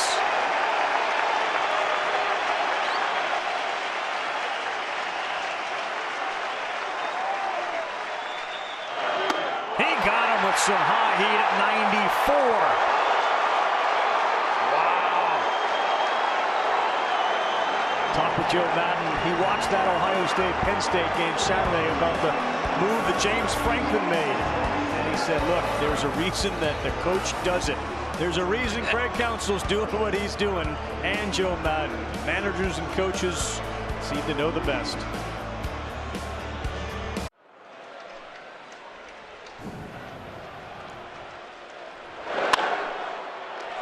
Back just in time to see Jonathan Scope in a ground ball on one pitch to Chris Bryant.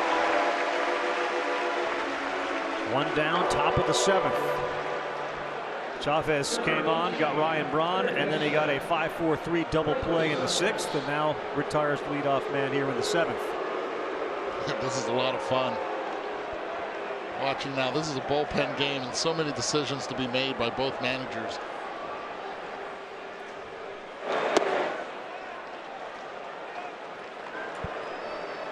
Well, Eddie, that's 46. That's Corey Knebel out there.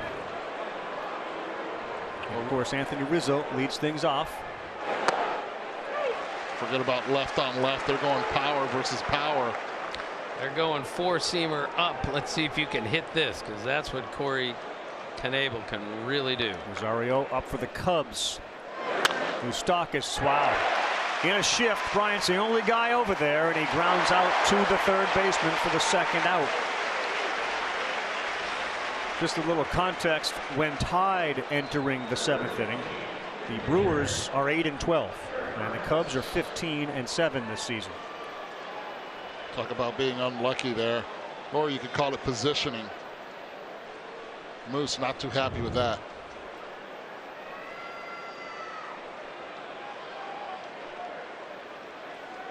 Again, for the first time in Major League Baseball history, a tiebreaker game does not also mean an elimination game. 2 tiebreaker games today, with both losing teams still playing in the wild card game tomorrow. That's never happened in baseball history. Eric Kratz with 2 down in the 7th.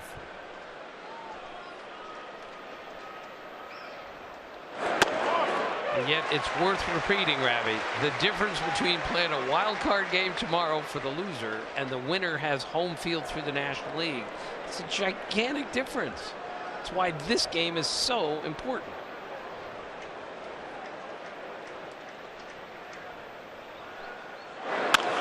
Kratz to second, and Murphy takes his time with it. Chavez has been rock solid, and Anthony Rizzo, who dropped a huge bomb on the Brewers his last time up, will come up to lead things off. There's the look at the homer, and there's the curtain call, and the crowd, as we go to break, already on its feet. It's Tiebreaker Monday, where all the drama of a 6-month season gets captured in one last 9-inning duel. The division crown is still up for grabs. Time to find out who takes it.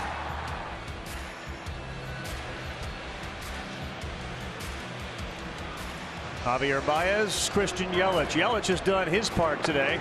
3 hits. Anthony Rizzo has been the MVP of the Chicago Cubs today, and his home run was a no-doubter. Well over 400 feet and to the upper third of the bleachers, which led to that. Very similar to what happened in the press box. And certainly in our booth, Tim and Eddie got up and did something. We're not sure what that was. Now Corey Knebel against Rizzo. His numbers, Corey's crazy. Rizzo 3 for 9 with a home run and 3 walks against Corey Knebel. Bottom 7, 1-1. And yet Corey Knebel, 15 consecutive scoreless outings. He strikes out 39% of the batters he's faced this year. And since he came back from his little rest in August, he has been unhittable.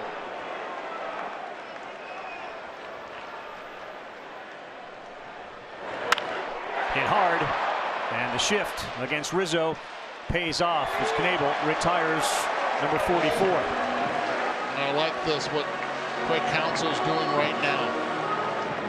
Get the big power guy out of the way, and also with Chris Bryant on, you want power right here, and that's what Corey Knebel can supply. He has a very good curveball to go along with that fastball of his, but most importantly, he's giving his offense a chance.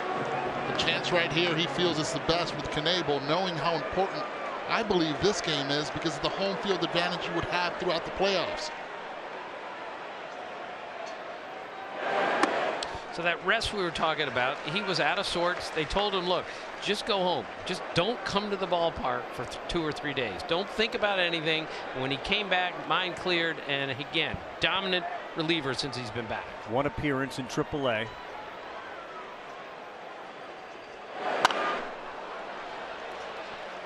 (15 appearances, 15 in the 3rd inning, 32 strikeouts.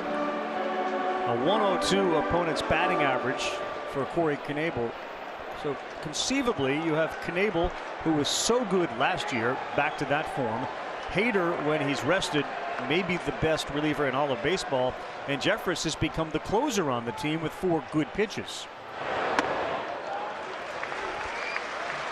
Jeffress has a 1.29 ERA in 73 appearances.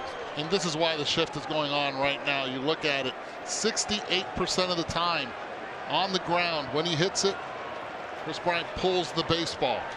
They give him the entire right side of the infield.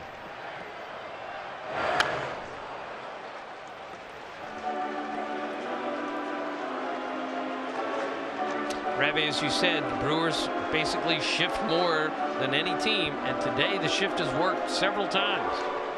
Tommy La Stella is on deck for Joe Madden. Justin Wilson, the lefty, warming in the Cubs bullpen.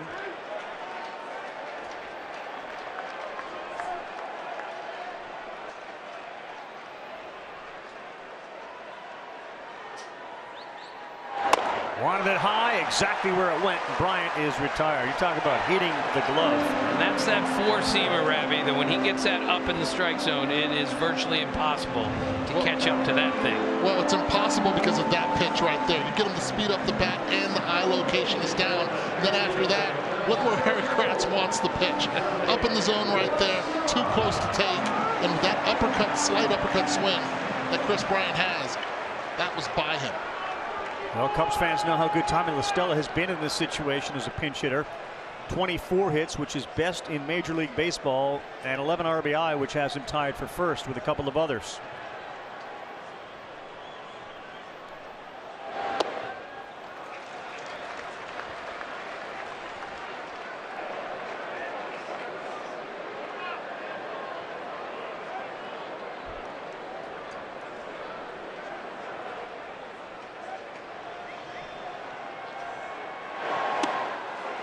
So Knebel and Jeffress both have consecutive scoreless inning streaks. Jeffress is at 11 plus, and Knebel came in at 15. The bullpen just doesn't give up, or hasn't given up many runs at all.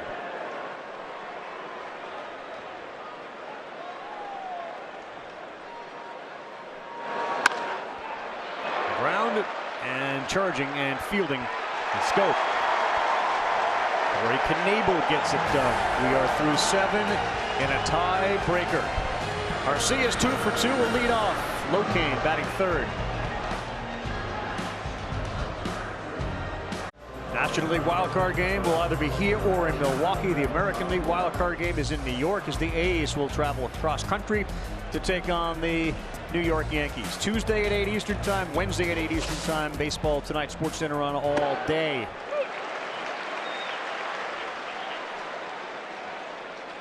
All right, lefty Justin Wilson now in the game for Joe Maddon and his Chicago Cubs. Orlando Arcia 2 for 2 today to lead things off. 0-2, 95. When they originally got Wilson from the Pirates, they thought they were getting a terrific strikeout guy, and he just wasn't that. He's sort of returned to that form, hasn't he? He's just had trouble throwing strikes since they got him. Arcia, as he left one up in the zone, delivers his third hit of the game and a big leadoff base runner in the 8th for Milwaukee. And all 3 of those hits are leadoff hits. Such a bonus. You have a defensive shortstop, and Hader is up, Eddie. I like this, and you see he's actually double barreling in the bullpen. You take the lead, it goes to Hader. You don't, then you give it to Woodruff. This is so interesting the way this game is being managed. And so far, so good for both managers. 1-1, top 8. Domingo Santana will be the pinch hitter for the Brewers in the place of the 9-hitter. First pitch in. So, Eddie, no show of bunt there. You're okay with that, right? These are 2 teams that are analytically inclined. If you're going to bunt, you're going to bunt with your pitchers. Right now, Craig Counsell is not bunting with a man that can actually hit the ball out of the ballpark. And in spite of the fact that we've seen it, Eddie, to your point, with Chacin a couple of times, this is not a team that bunts, and it looks like Contreras may have gotten hurt on that pitch in the dirt. And he's in some pain. Yeah. Tough position of being a catcher. Keep an eye on the baseball, fellas. Wait for it. Oh. That makes him forget any English that he ever learned, and he reverts straight to Spanish. Santana, a .393, 2 homers as a pinch hitter this season. And to the point that Eddie was making, the Brewers entered today with the fewest sacrifices in baseball. The fewest in baseball, with only 2 of them.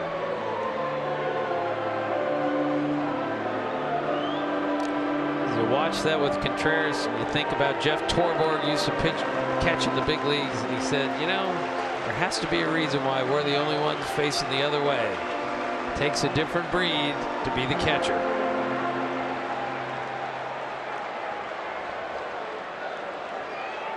This is a dream situation for Domingo Santana. You have 2-0 count, You know he has to come through right here with a cookie, because you have Lorenzo Cain on deck. Gave him one, and Hayward watches that go into the seats. 96 miles an hour from Wilson. And again, Wilson rested. He didn't pitch on Sunday. Only 8% of the inherited runners for Wilson, as Cishek begins to warm, have scored, which is the lowest percentage in the National League. So he inherits the runner at first, or he created the runner at first, but runners don't score when they are on against this guy this season. Wouldn't be surprised right now. That's a sign from the dugout. Throw over to first. Make sure Cishek gets loose, possibly to face Lorenzo Cain.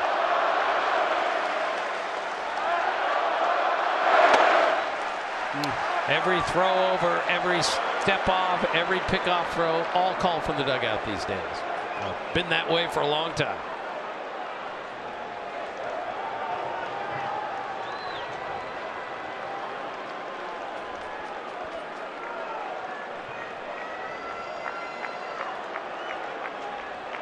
Garcia should stay at first. Rip fair ball down the line. Santana, the ball into the corner. Garcia to third, and second and third. Nobody out for the Brewers. Domingo Santana, pinch hit double. What a big at bat for Domingo Santana. Let's not forget the offseason that man had right there.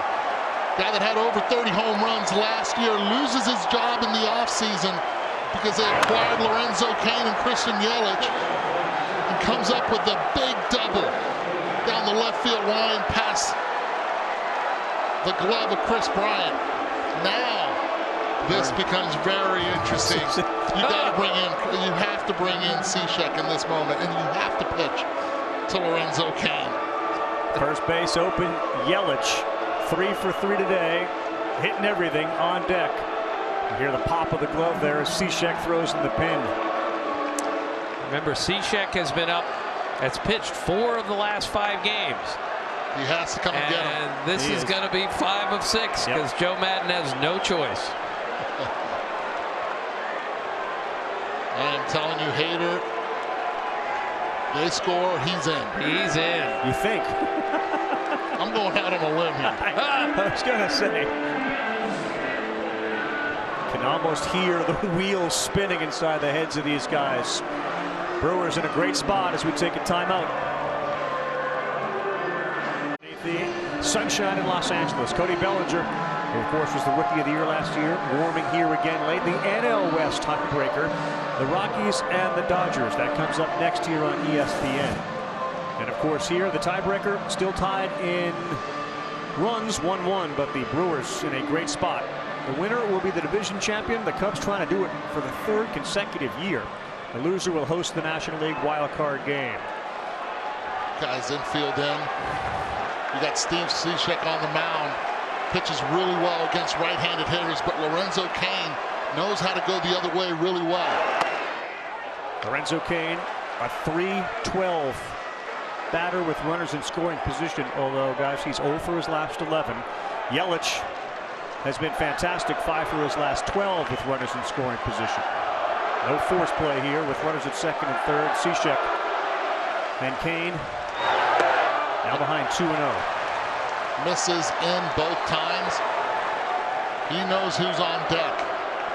That man also knows who's on deck, and you're looking dead red fastball. And the biggest mistake Lorenzo Cain can do right now is try to pull anything. Think up the middle the other way against side armors. Stay away from the ball on the ground. That's what Steve Cishek wants. You can feel the anxiety here in the stadium as Lorenzo Cain sent one right towards the on-deck circle, and that, of course, is where the MVP is. So don't hit that guy. Let's be careful there. Don't hit him. Let's be careful. 3-1 to Lorenzo Cain. The anxiety comes from having seen this before from the Cubs. Lorenzo Cain walks here. That man on deck, He's only 2 away from tying Javi Baez for the RBI lead. What a pitch. This is where the Pedro Strop injury hurts so much. He probably would have started this inning, but he's unavailable, and you're right, Eddie. This is... You've been attacking in, all of a sudden you go away, and it's standing room only. Back up the middle, and Lorenzo Cain looks at his bench as he drives in Arcia.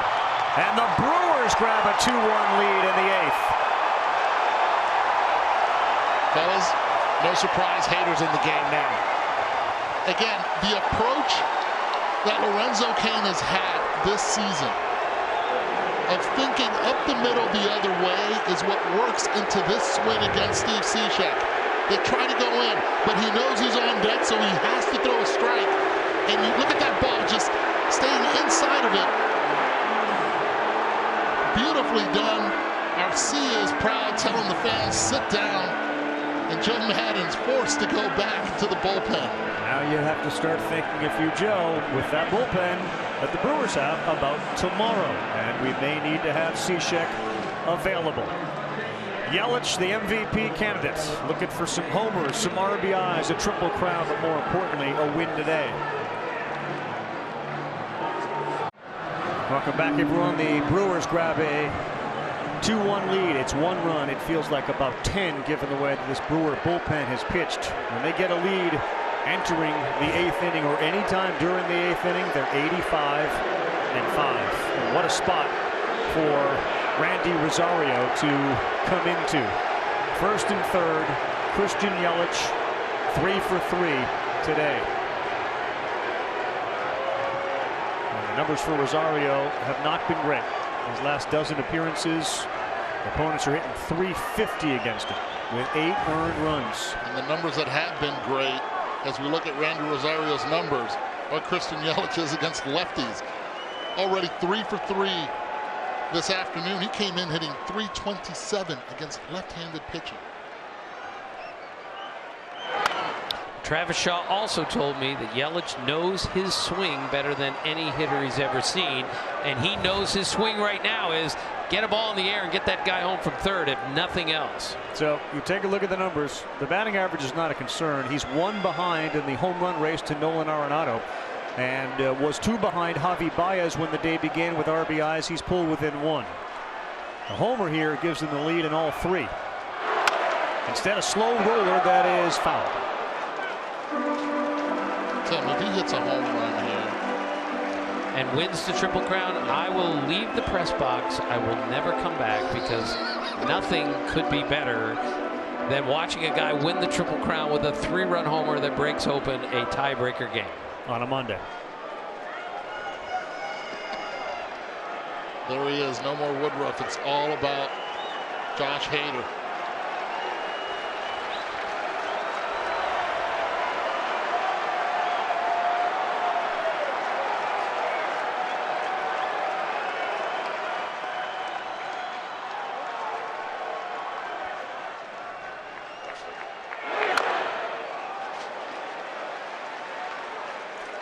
A lot of people take the ballpark factor into why Christian Yelich has been able to produce the second half. You leave Miami, you know this better than anybody, tough place to hit. You go to Milwaukee, you're playing in places like here where the wind blows out. But there's more to it than things like that for Yelich in the second half.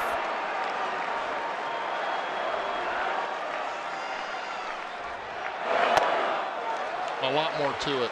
First of all, travel is a lot better when you're playing in the National League Central than you're playing in Miami. Your closest travel is the Atlanta Braves. Besides that, everything else is more than 3 hours long.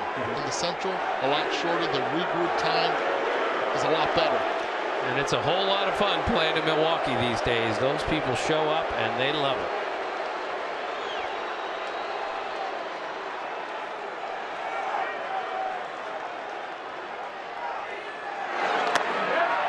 And Yelich is a creature comfort guy. He really is a homebody, if you will. When he got traded to the Brewers, he was a little nervous about joining a new family. And the owner of the Brewers picked him up on an airplane, his private jet in California, drove him or flew him to the Brewers winter caravan with Robin Yount and Bob Uecker on the plane. And right away, he's like, okay, I can see this working out. Strikes out and a huge strikeout for Rosario. Again, slider away, and the fans know how big this is. They know this is exactly what they needed. Randy Rosario not giving up on that slider. Staying away and getting Kirkjian the chase. He's human after all. Isn't that the amazing part of it? I mean, how many people thought 3 for 3, MVP, triple crown guy, he's got to get it in here. That's what he's done. And instead he Beauty strikes in baseball, Ravech. Is what? Things like that happen. Welcome back, everyone. The runner-up in this tiebreaker hosts the National League wildcard game. It's presented by Hankook, so we're either here or in Milwaukee tomorrow. The NL West runner-up, the loser of the Dodgers-Rockies game. Tomorrow, 8 Eastern, baseball's next generation chasing October's crown as we look forward to the National League wildcard game. A lot of stuff going on here in the 8th inning. It started off with Arcia, who delivered a single up the middle, and then the double from the pinch hitter, Mingo Santana. And Lorenzo Cain gave the Brewers a lead. Came off Steve Cishek. And as a result, Joe Madden has gone to his bullpen. Rosario came in to strike out Kirkjian Yelich. And now here's Ryan Braun with another new pitcher. Kinsler is in. Braun has had success, albeit, as we like to say, small sample size. But 2 for 2 against Brandon with a double. And Kinsler, as we know, is not a strikeout guy for today's game, but he puts the ball in the grass. He needs 2 here, obviously. As Ryan Braun still runs very well. Only grounded into 7 double plays all year. Usually gets the ball in the air when he makes contact. Sun has finally broken through here at Wrigley.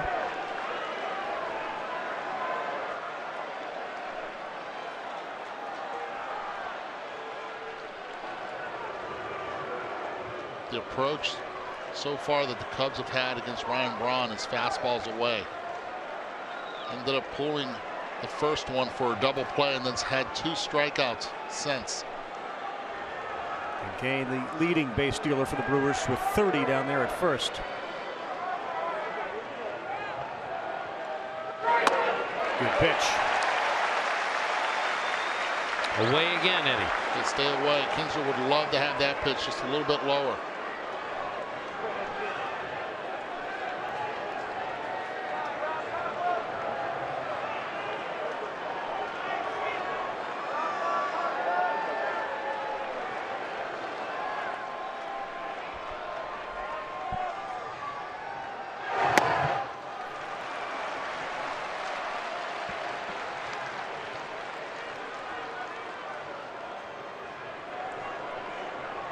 Braun really the leader of this team, in spite of Yelich being the MVP. The all-time franchise leader in home runs and among the leaders in RBIs, extra base hits, runs, total bases, doubles, triples, stolen bases. He was on that flight with Bob Uecker and the owner that brought Kirkjian Yelich to Milwaukee. Good pitch. And 2-2 to Braun. Well, it's a good pitch just because he swung at it, because that pitch was way out of the zone. This is one that ran in, and Ryan Braun had committed on a 2-1 pitch that he was going to swing at it. What a big difference going from 3-1, a potential 3-1 to 2-2. Wouldn't be surprised if Cain is running right here. Stay away from that double play. He goes. And that one is over the head of Murphy. Cain will go to third. Braun delivers. And a huge add-on run for the Milwaukee Brewers with 2 strikes.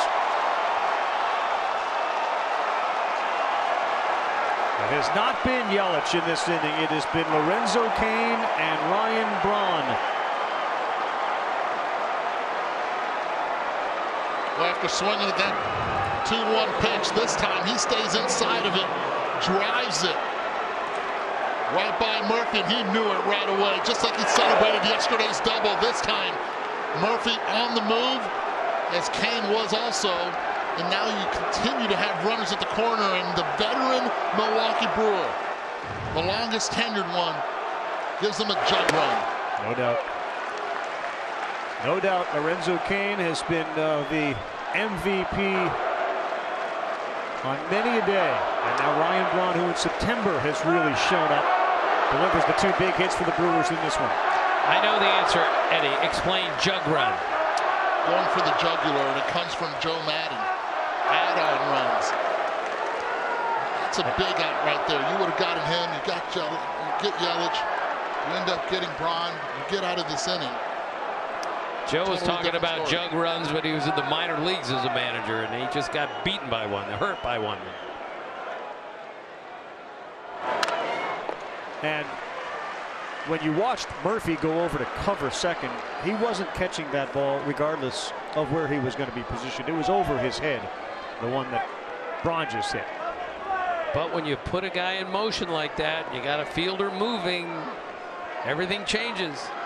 And the pitcher dictates it also. Kinsler's not a strikeout guy, more of a contact guy. Stay away from the double play, try to steal another run. There he goes. Pitch outside, Contreras throws down, out at second base, now Braun. And Kane, because of the ability of Javier Baez, stayed at third base. Again, you have to keep an eye on Javier Baez with this.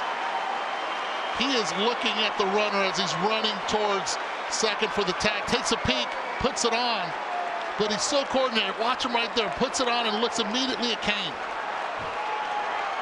Almost a no-look tag. J.J. Hardy was the best tagger I'd seen until this guy came along. And that's because he's a gifted left-handed. So does everything with his left hand. And Kane, if you looked at Kane, there was no secondary even on that throw down. He actually was going back towards third base. And of course, Contreras had a perfect pitch to throw on. With that throwing arm and the tagging ability and the arm of Baez, Kane didn't have much of a chance other than to just stay where he was. And again, we make a big deal of small sample sizes, but Kinsler comes in to face Braun. Braun's now 3 for 3 against him.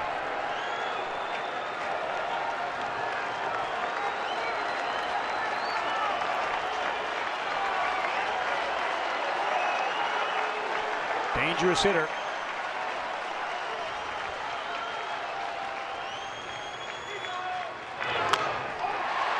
how far that ball runs in at 94 miles per hour. Contreras wants it right there in the corner, and that's probably 7 or 8 inches inside. See where he wants it instead. Look where it ends up. And I'm being conservative by saying 7 or 8.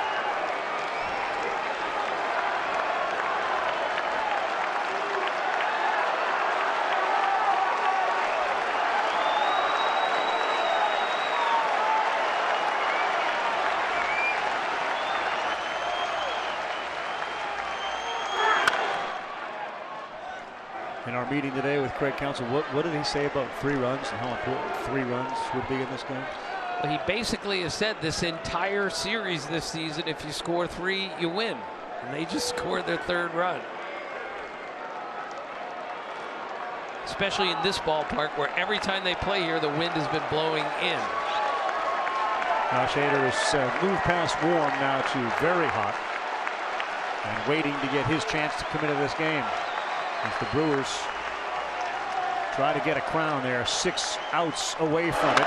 Aguilar into left, and that one hangs up there for Zobrist. But the Brewers tack on a big inning. Garcia led things off with a single. He scored. Santana scored. Kane and Braun, the RBI heroes. We're back, everybody, getting set out in Los Angeles. Look at German Marquez's numbers. 11+ strikeouts, 2 earned or less, 5 of his last 6 starts. He goes up against the Vanderbilt kid, Walker Buehler, 2.76 ERA, 5th in the National League, and getting better as he goes. Back here in Chicago, Wrigley Field, and Josh Hader now on for the Milwaukee Brewers. The numbers are absolutely absurd. 15.9 strikeouts per 9, a whip of less than 1. Batters are hitting 132 against him, and a 40% miss rate.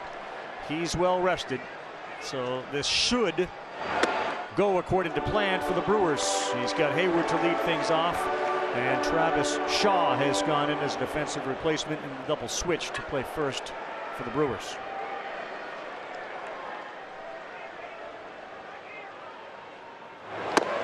And 140 strikeouts for Hader.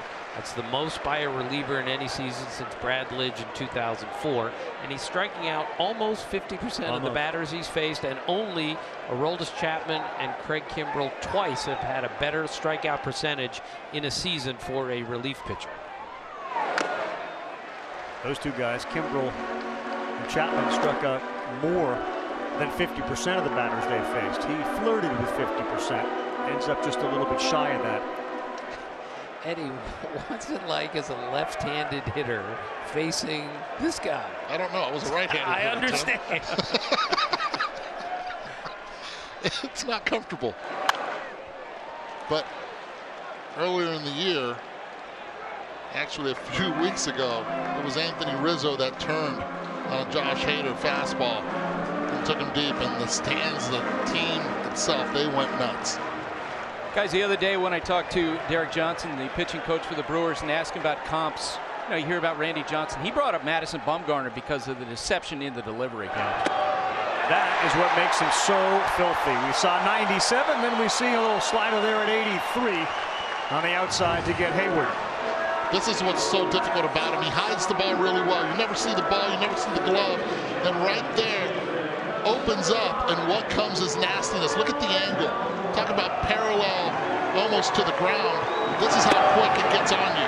To me, he looks more like a left-handed Max Scherzer, coming in relief, all out for that 1 inning. Albert Almora come on as a pinch hitter for the Cubs. Eric Kratz told me the underrated part about this guy is he can hit all 4 quadrants with anything that he throws. We think he's just has, you know, violent stuff. He can locate it, which he's done already in this game.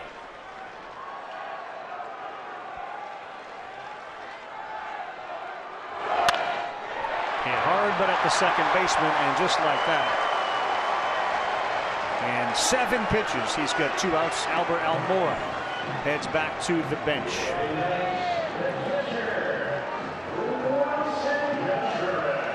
The way Craig Counsell has managed this game, he could not have been in a better position here in the 8th inning with a chance to win a division title. This was the plan, the perfect plan. Knebel in the 7th, Hader in the 8th, Jefferson in the 9th with a lead, and that's at least going to happen at this point.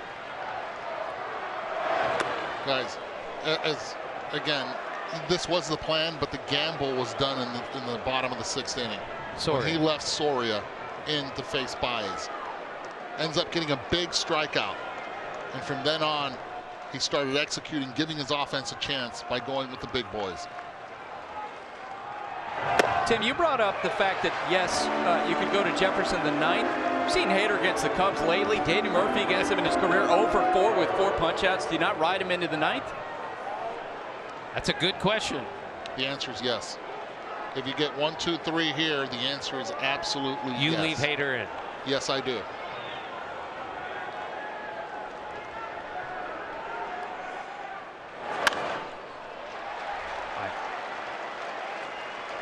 Kyle Hendricks was up in the bullpen for the Cubs. He last pitched on Friday.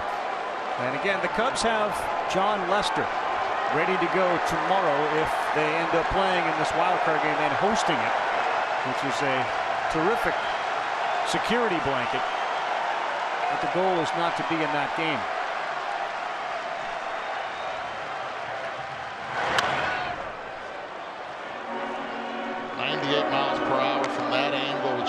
See, and then he missed location big time, and the hitter just cannot consistently squared up. How about that? Look what we got. Look at that. Cub fan for life. And now we get a souvenir from a tiebreaker game.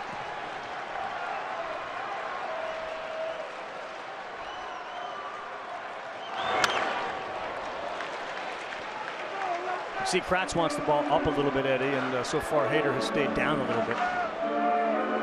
Yeah, in a perfect world, this is exactly what you want. You want to be able to get Hader out of this inning if it's with 13 or 14 pitches, so he can come back and face Daniel Murphy to lead off the ninth. Contreras continues the battle. Did he go? No. That was awfully close.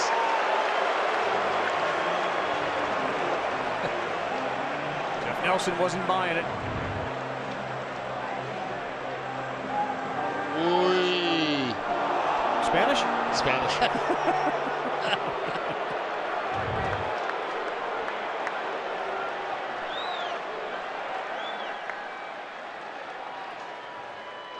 That time he got it up, and Hader picks up the strikeout. Kratz pumps his fist.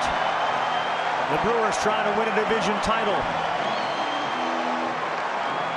They are 3 outs away as he strikes out 2 of the 3 he faces.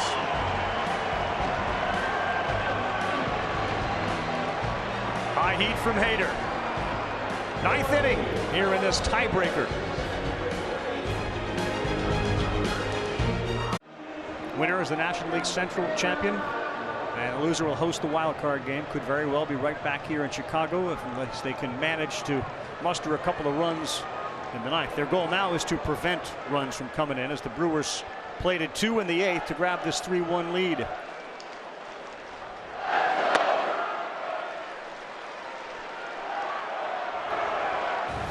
Joe Madden continues to plow through that bullpen. Jaime Garcia appearing for the 33rd time.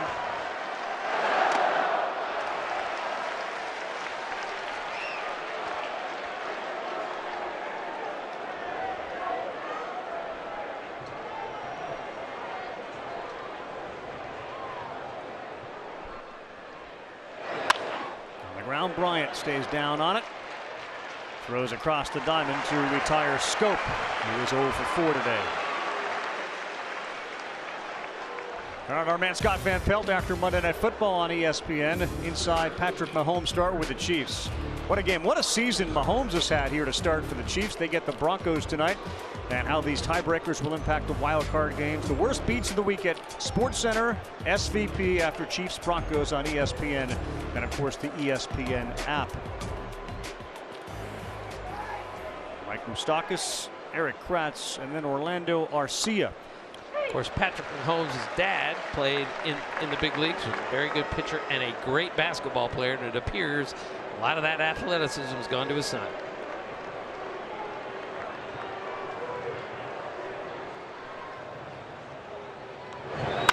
Moustakas, that one is past the dive of Murphy.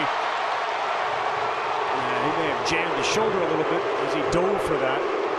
But the Moose got a hit, and even here at Wrigley, you can hear the fans starting to say Moose.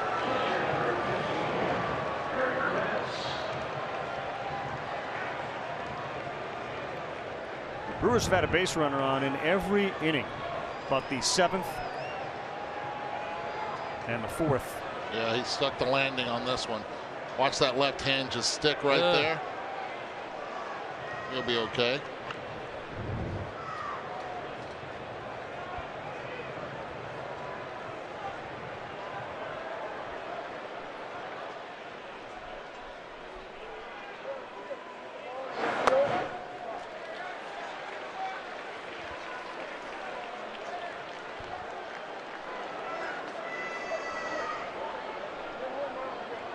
Over 3 with a strikeout. Yelich had the 3 hits, then he struck out. Kane and Braun came up with the big RBIs in the 8th.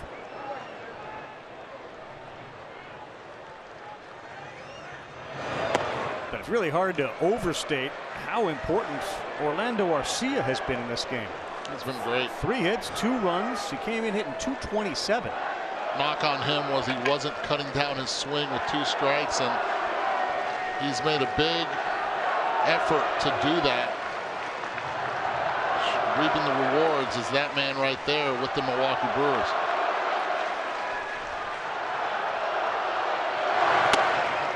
Let's not forget with this Brewer offense, they've scored 5.5 runs per game in September. That's the 2nd best in the league.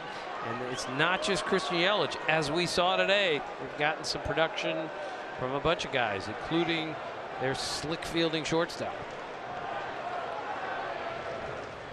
Saw Curtis Granderson in there too. He hasn't done a terrific job of contributing on the field, but when you have a guy like that in your clubhouse with all his experience postseason, it's not a team rich in postseason experience. That's a huge helper.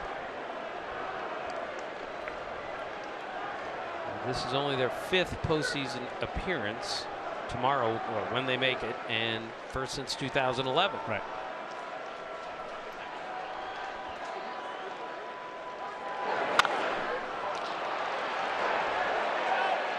Rizzo's calling everybody off of it. Kratz vacates, and Rizzo is there for the 2nd out.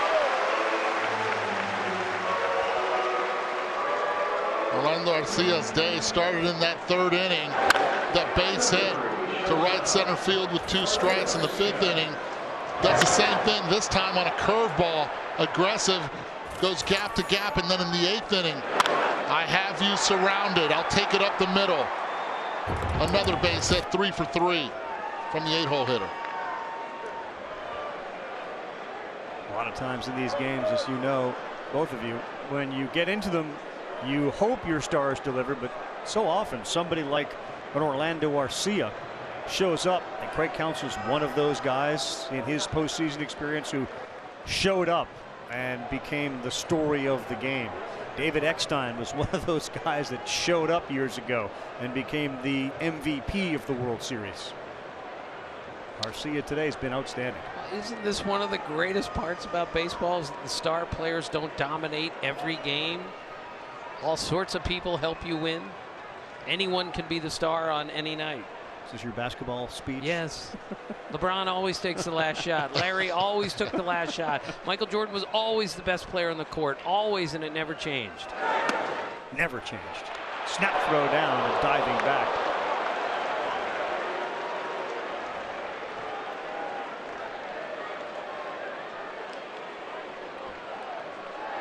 I like when you get on your little basketball soapbox. At least I didn't point my finger at you tonight. Got in trouble for that the other day. What do you mean, like the principal? Like who got you in trouble for that? We could twist a little. We can get that finger going if you want. Hammered to left. Is it going to be fair? No, but boy, he got all of Orlando Arcia can get into a ball. Oh, there's more if you ask him. 6 foot, 6 foot, 168 pounds, maybe soaking wet. Gets it in the air to center field. I'll tell you right now, Albert Almora, as good as he is defensively, struggling a little bit right now with that sun.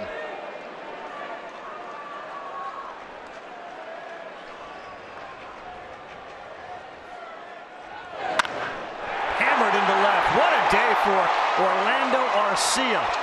The shortstop is 4 for 4.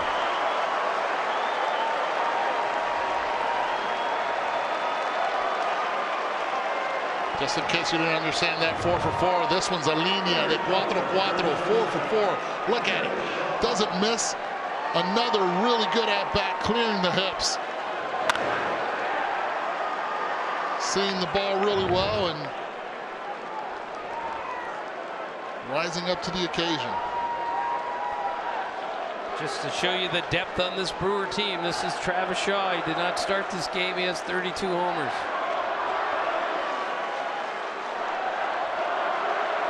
Arcia over there at first. This was his first career 4-hit game. So if this season ended in 162 games, he doesn't have the 163. He doesn't have his first career 4-hit game. Here we go.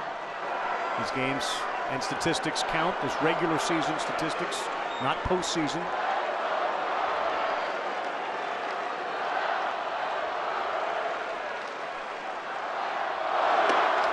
haven't seen it today, but Arcia is a brilliant defensive shortstop. In fact, Greg Counter told me this spring, he said, I kind of hate it. We have so many walks and so many strikeouts and so few balls in play because it means fewer times to watch that guy catch a ground ball. He said he is a magician at shortstop, and today he's 4 for 4 also.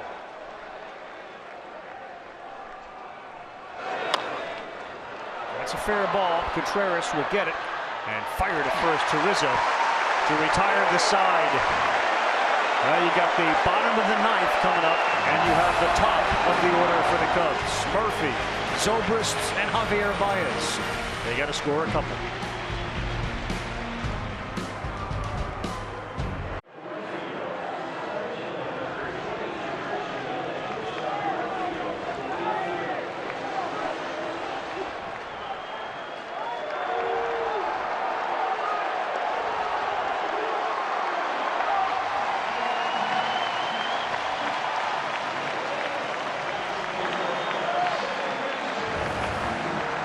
My friend Luke Shambi will have that with David Ross and Rick Sutcliffe.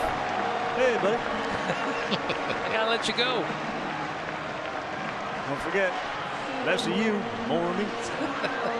You're getting a lot of Josh Hader today. The winner, of course, the division champion of the Central, and home field throughout the National League postseason. The loser will host the wild card game. Keon Broxton in right field. Yelich moves to left, and Hader and Murphy. And this has been something Murphy has hit.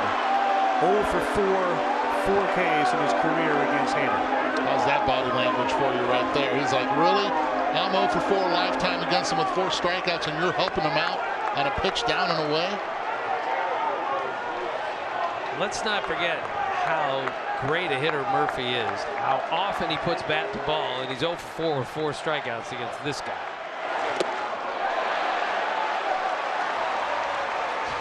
That right there is an indication of a potential 0 for 5 strikeout situation. Well, it's the ability of being able to hit that down and away pitch, and now to be able to elevate. This is his MO the entire time.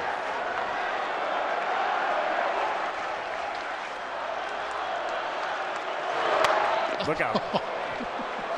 Again, his release point for a power pitcher, it comes from 5.1 feet of height. You don't see that, and for a hitter, it is so difficult to pick up and make the adjustment with that heat. Daniel Murphy doesn't do that very often, like ever. Like ever. Like ever. Heads up, Buster. I'm ready. Oh my goodness. Make that 0 for 5. There it is, 0 for 5, 5 Ks. We were taught to look up against Hader, but he paints down and away. Then he makes you chase right there, 0-1. Then watch out Buster with that one, and then elevating a little bit higher with that fastball. The release point is sick. The ball looks and it appears like it's elevating. We saw it from that angle right there. Serious Cuervo. 2 outs away from a division crown. Ben Zobrist out of play. And if they win this game, they celebrate with champagne. Sure. They get on the bus. They drive back to Milwaukee. They have days rest. They have home field everything advantage. lined up and home field advantage. Whereas the Cubs, if they lose, a tired team has to play again tomorrow, but they'll have John Lester going.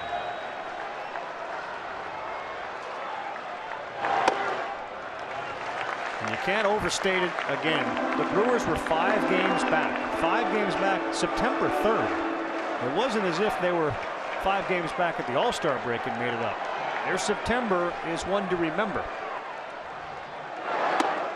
Well, if they win this game, they'll be 20-7 in September, now October, and they will have won 8 games in a row going into the playoffs. As Ben Zobrist chokes up on the bat, getting ready for the number 1. Playable. You guys talked about the sun. Broxton seems to see it. And the Brewers are 1 out away from a Central Division title. All eyes on Javier Baez. Trying to get on base for Anthony Rizzo, which already has a home run this season against Josh Hader.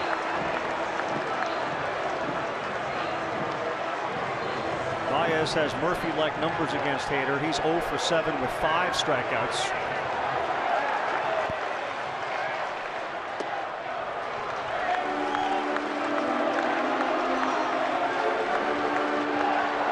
Yeah, very few Cubs feel at all good about their ability to hit Hader, but Rizzo probably does. And Hader falls behind 2-0. Gotta give him the take here. You gotta get a base runner any which way you can to get that tying run on deck. How many times do you think he's got the 2-0 take lately? But you're right, he's got to get it here. He's got to get on. He's got to make him throw a strike. Wow, 3-0.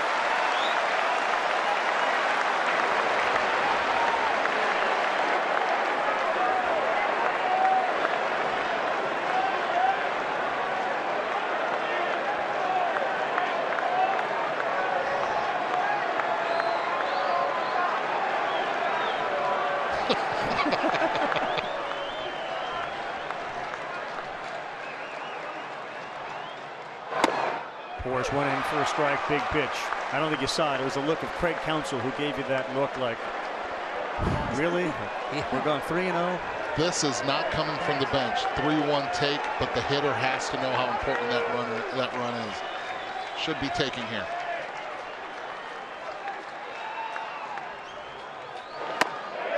On the bottom of the strike zone, and now 1 strike away.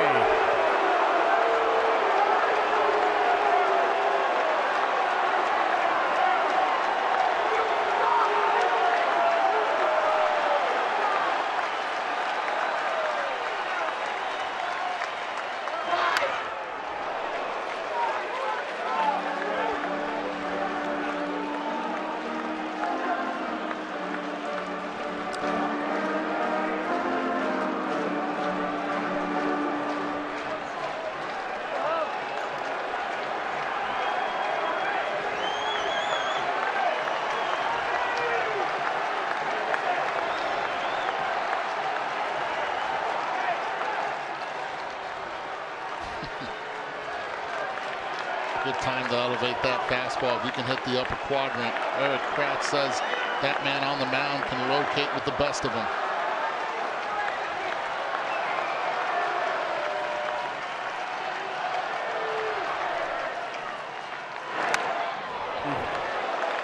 Continues to fight. Good job by Baez. The Brewers with a win will match their season high in consecutive victories. This will be their 8th, and it will be as big as they've had in years. Last postseason appearance was 2011.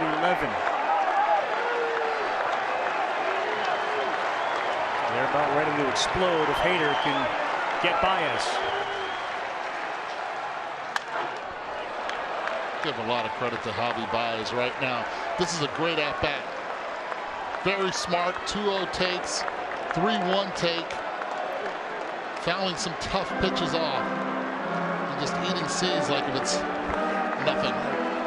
It's like a spring training game. It's the difference between a tiebreaker and an elimination game. 9th pitch of the at-bat. And he races one into left center. It's going to allow Rizzo to bat. Baez. He thought about it for a second and wisely some little angel or devil on his shoulder said, no, no, no, no, no. Stay almost started speaking Spanish just now. ¿Cómo? Se volvió como hablar en inglés. Completely almost forgot how to speak in English right here. What an at-bat. A slider from Josh Hader now. Anthony Rizzo, the man you want at the plate. No, Jeremy Jeffers most likely is ready in the bullpen for Chris Bryant, which is on deck. But this matchup is the right matchup for both teams.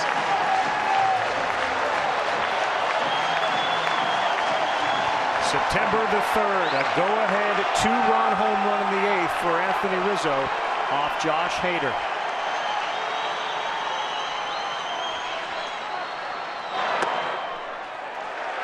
Baez moves down to second, uncontested.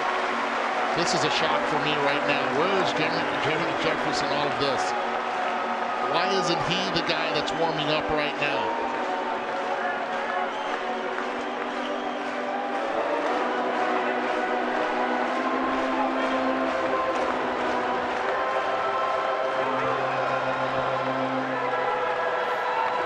This was the 5th inning home run that Rizzo hit today off Chacin. And Chacin didn't move. And Arcia, who was in a shift, didn't move. And Yelich didn't move as it sailed over their head. Giving chase down the line, but it's going to be a souvenir for a fan. How about that at bat from Baez? 9 pitches, fouled several pitches off to stay alive. And now aboard. Great at bat.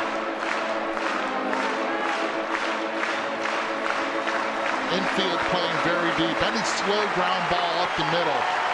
Anthony Rizzo has a chance to beat it out.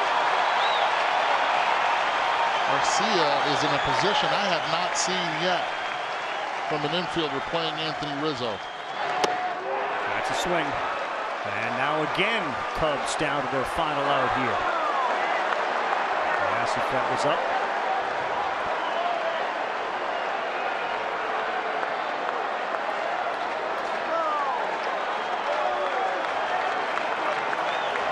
Dodgers and Rockies has started on ESPN 2.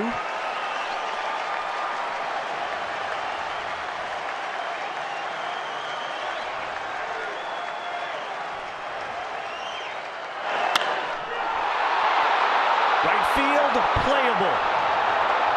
Broxton, game over, division over. The Brewers are champions of the Central.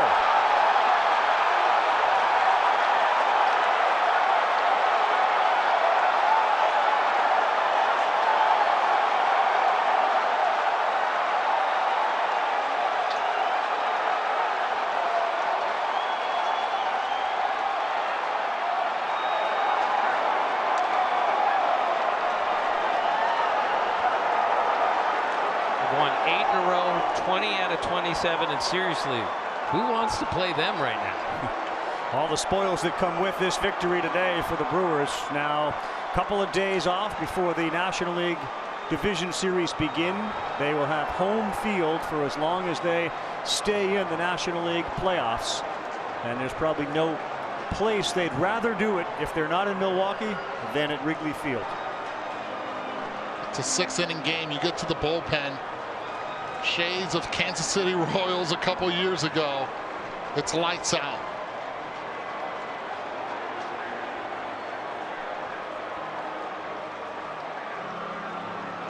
Greg Counsell, man, he played his cards beautifully. It could not have gone better. He got Josh Hader saved for the last 2 innings, and he overpowered the Chicago Cubs.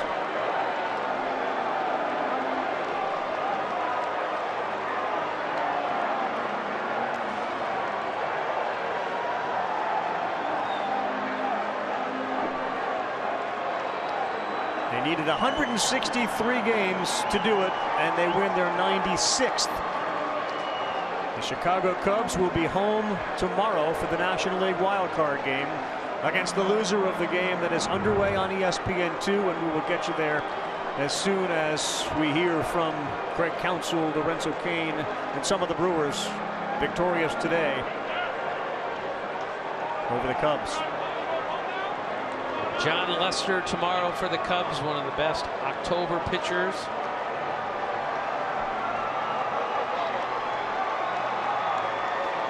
Let's go down to Buster Olney. Lorenzo Cain, on September 3rd, you guys were 5 games behind the National League Central, and now you're champions. How does it feel? It feels great. So it's kind of heart and the will to want to come back and put us in our place that we're in right now. And shows the heart that these guys have, and just happy to play with them. You got the big hit, second, third, you come to the plate. What was you thinking? Yelich batting behind you. No, man, I didn't know what to think. You know, C-Shack, he's had my number a few times, so I just wanted to battle, you know, definitely not roll over something, stay up straight through the middle, and I was able to stay inside of it and drive it up the middle. So big hit, so definitely well needed. Your first run comes from Yelich. Try to describe what he's been doing for you guys lately. I mean, the guy's been unbelievable. I mean, I get a chance to, you know, get to see it day in and day out, and the guy's been impressive all season long. You know, it's just amazing to watch. And like I said, this guy's, I don't see any other guys going to top this guy for MVP. This guy's unbelievable. Now, how does this feel, the fact you guys won this game? You get tomorrow off, then a workout, and you wait for the division series, #1 seed in the National League. Yeah, it's going to be nice to let the body, you know, recover a little bit. You know, we're all beat up right now, playing through a lot of injuries. So good to come back and heal up, you know, and hopefully we go out there and do the same thing we did today, go out and compete and hopefully get some wins. Congratulations. Back to you. Christian Yelich wrote a first-person account of what it's been like to be on this team, and they wanted him to talk about himself. All he wanted to write about was Lorenzo Cain. What a great baseball game that was today. Brewers 3, Cubs 1 with Eduardo Perez, Tim Kirkjian, Buster Olney, Doug Holmes, our director, Tim Sullivan, our crew that woke up at 3 a.m. to be here. Job well done. I'm Karl Ravech. Here's John Shambi.